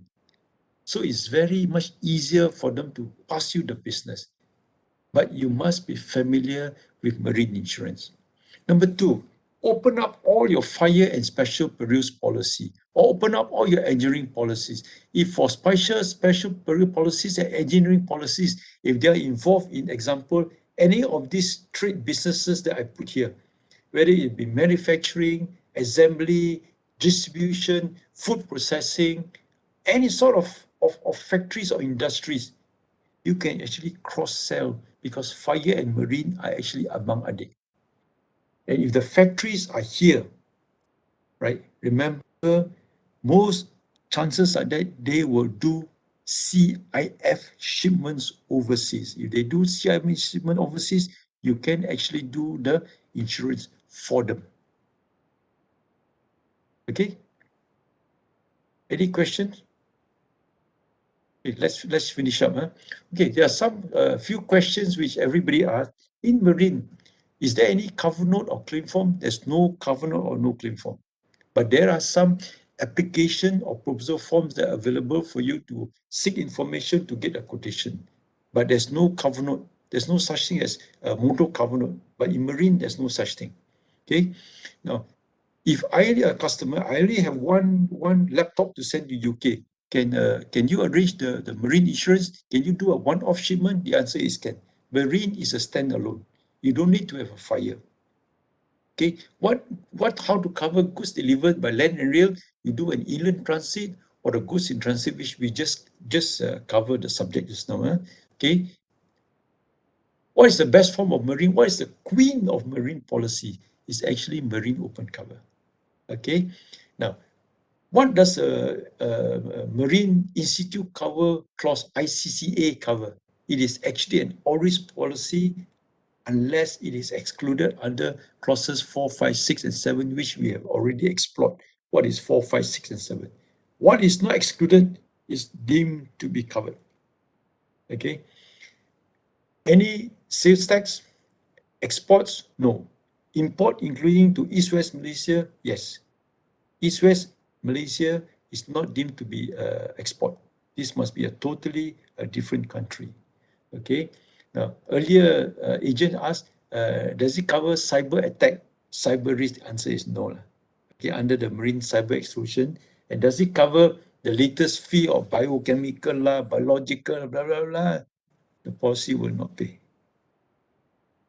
Okay, so this covers the complete subject of marine cargo insurance made simple. Okay, open up for questions before we end the session. Isaac, any questions? Yes. Any more questions? I think. Hang on. So there's one question saying that while waiting for survey to be done, right? There will be no coverage. Is that?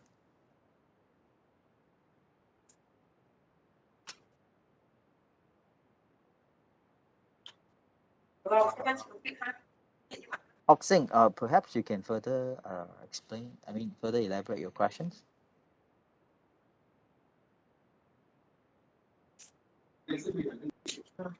Yes, Isaac. While waiting for the survey to be done, then during that period, there will be no coverage. That's what I mean. Ah, okay. So, Mr. Lim? That's Victor, is it? No, no, no. Hoxing, one of the our agent. Oh, what's the question again? While waiting for the survey to be done, right? Is it there will be no coverage? Was waiting for the survey, yeah, because when I was waiting for the survey, the risk is not accepted yet. So you have to decide very quickly. But generally, once the goods are arriving, the shipping agent will know roughly the timing when the goods will arrive. Mm. Okay, so this has to be done fairly quickly. But it was So for tail end risk, it's a risk where just nobody likes to do it. So if you're involving in any tail end risk, you have to be very careful. That's why it's a refer risk under GE as well as many other companies. All right. Okay. Okay. Any more questions from the floor? Feel free Talk to unmute about your mic. talk about this tail end risk. Okay, once the goods arrive at the port, you can send the surveyor to find out whether the status of its insurability. So why are you afraid of that risk?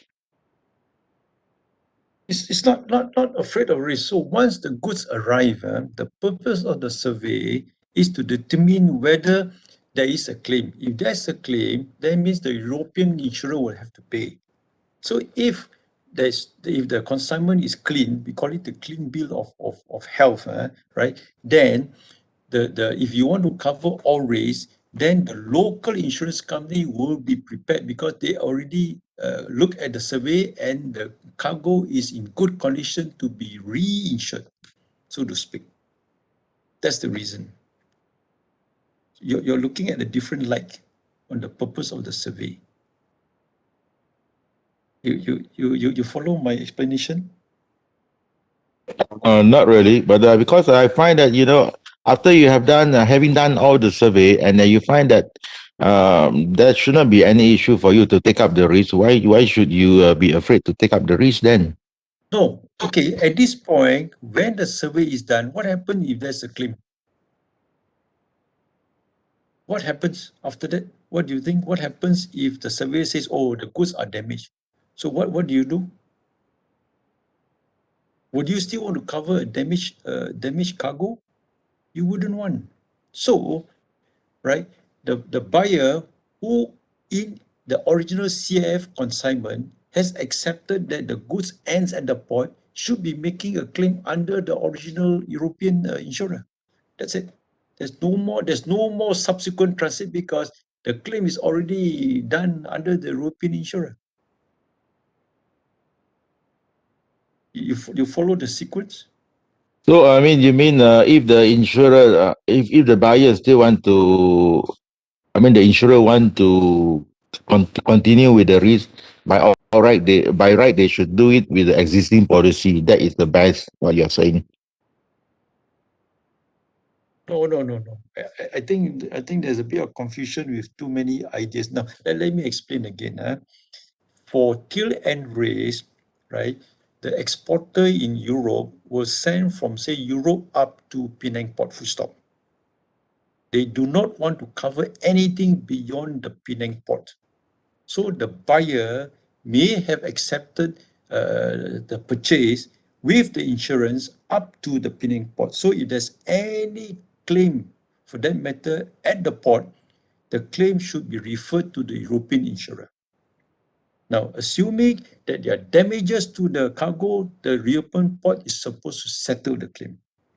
Now, scenario number 2, if the goods arrive at the port and the surveyor finds that the cargo is in good condition, nothing is wrong, then the local insurance company would be more willing to accept the cargo risk. Why? Is because at least they know that that cargo has been inspected. So should there be any claim from the port to Alustar, for example, then they know that the risk that they are assuming is actually when they took the cargo on board the vessel, the cargo is intact. Then the segregation of claim is very clear. That means they are underwriting a risk from the port, Penang port, into Alustar. There's no confusion on where the claim arises. It's a sequence of transit.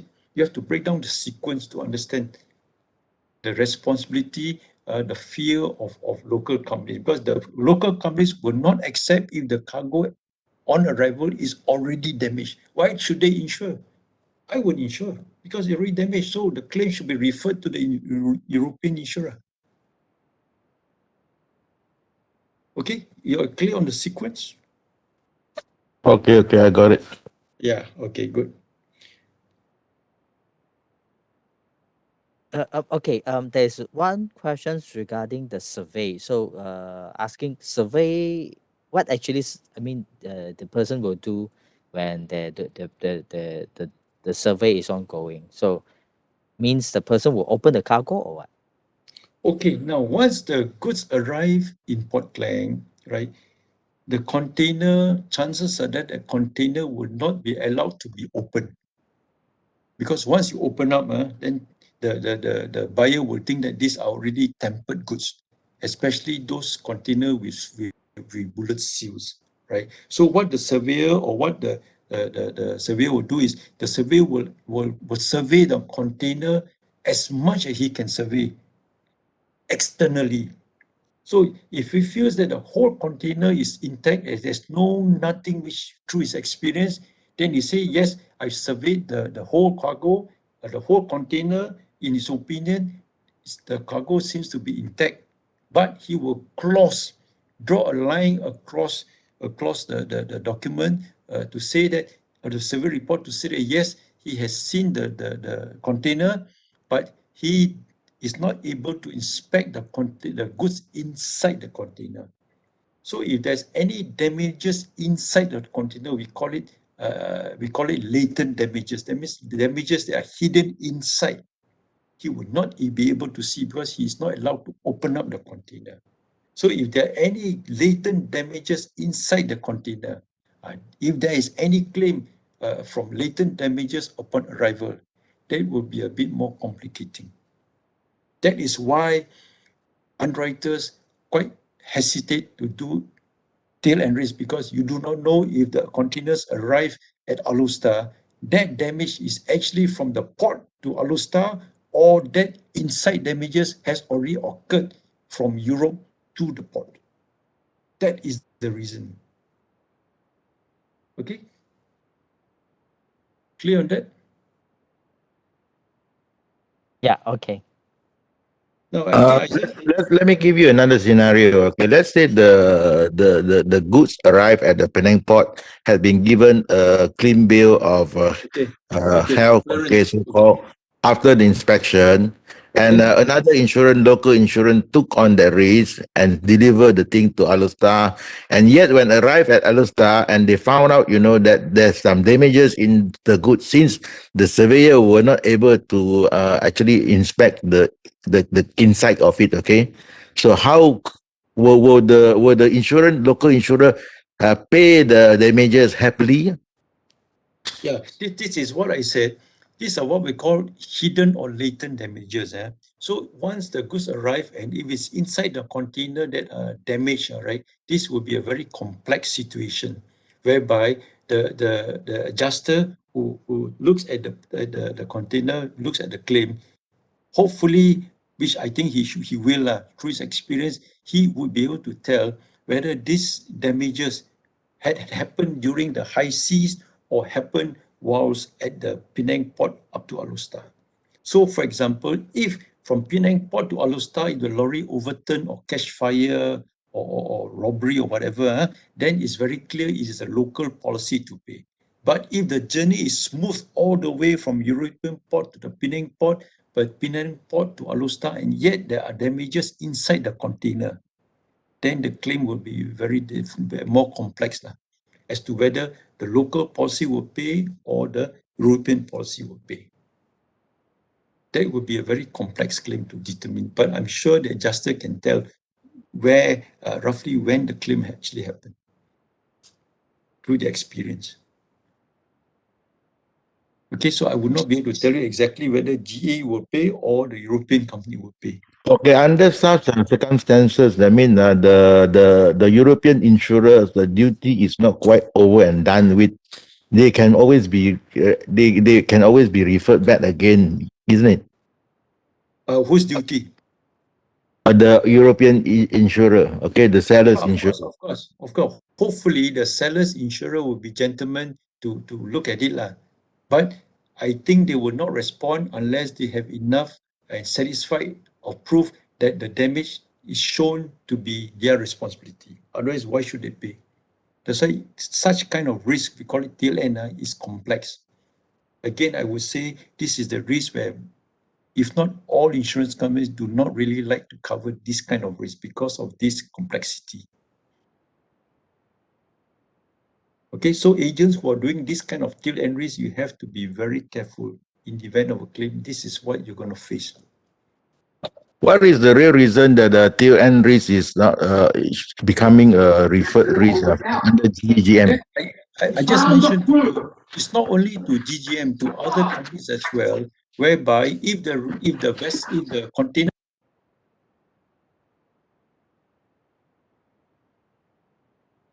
Sorry, Mr. Lim, I think your mic just accidentally muted. Sorry. Oh, okay. Yeah. So the as I mentioned earlier, can you hear me? Yeah, can. Okay. So you as I mentioned earlier, okay, till end risk, not only G, but most companies do not like to do till end risk because in the event of a claim is complex. At the same time, they cannot easily determine whether the claim is a local claim or the claim is an overseas claim, unless it is a derailment or whether it is fire or explosion. Then it's very easy.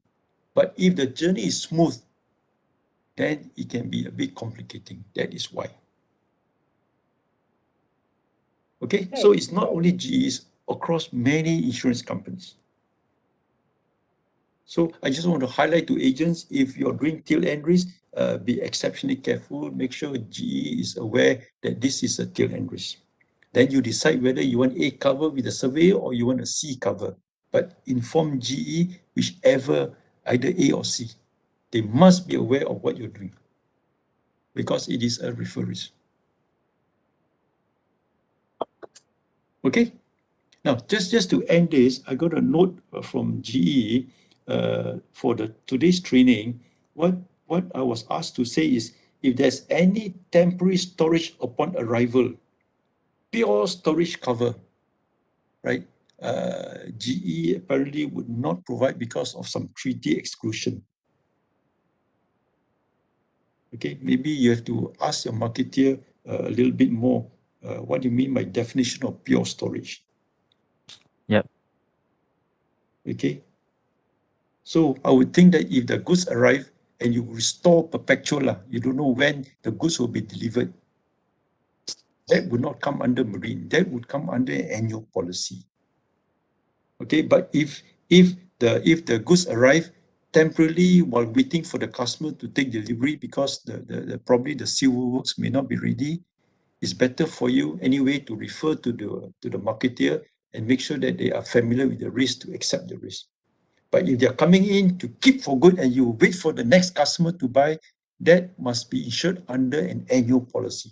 That is under a marine treaty exclusion. Okay, so take note of the difference. Okay, Isaac, any more question before I leave you to do the polling?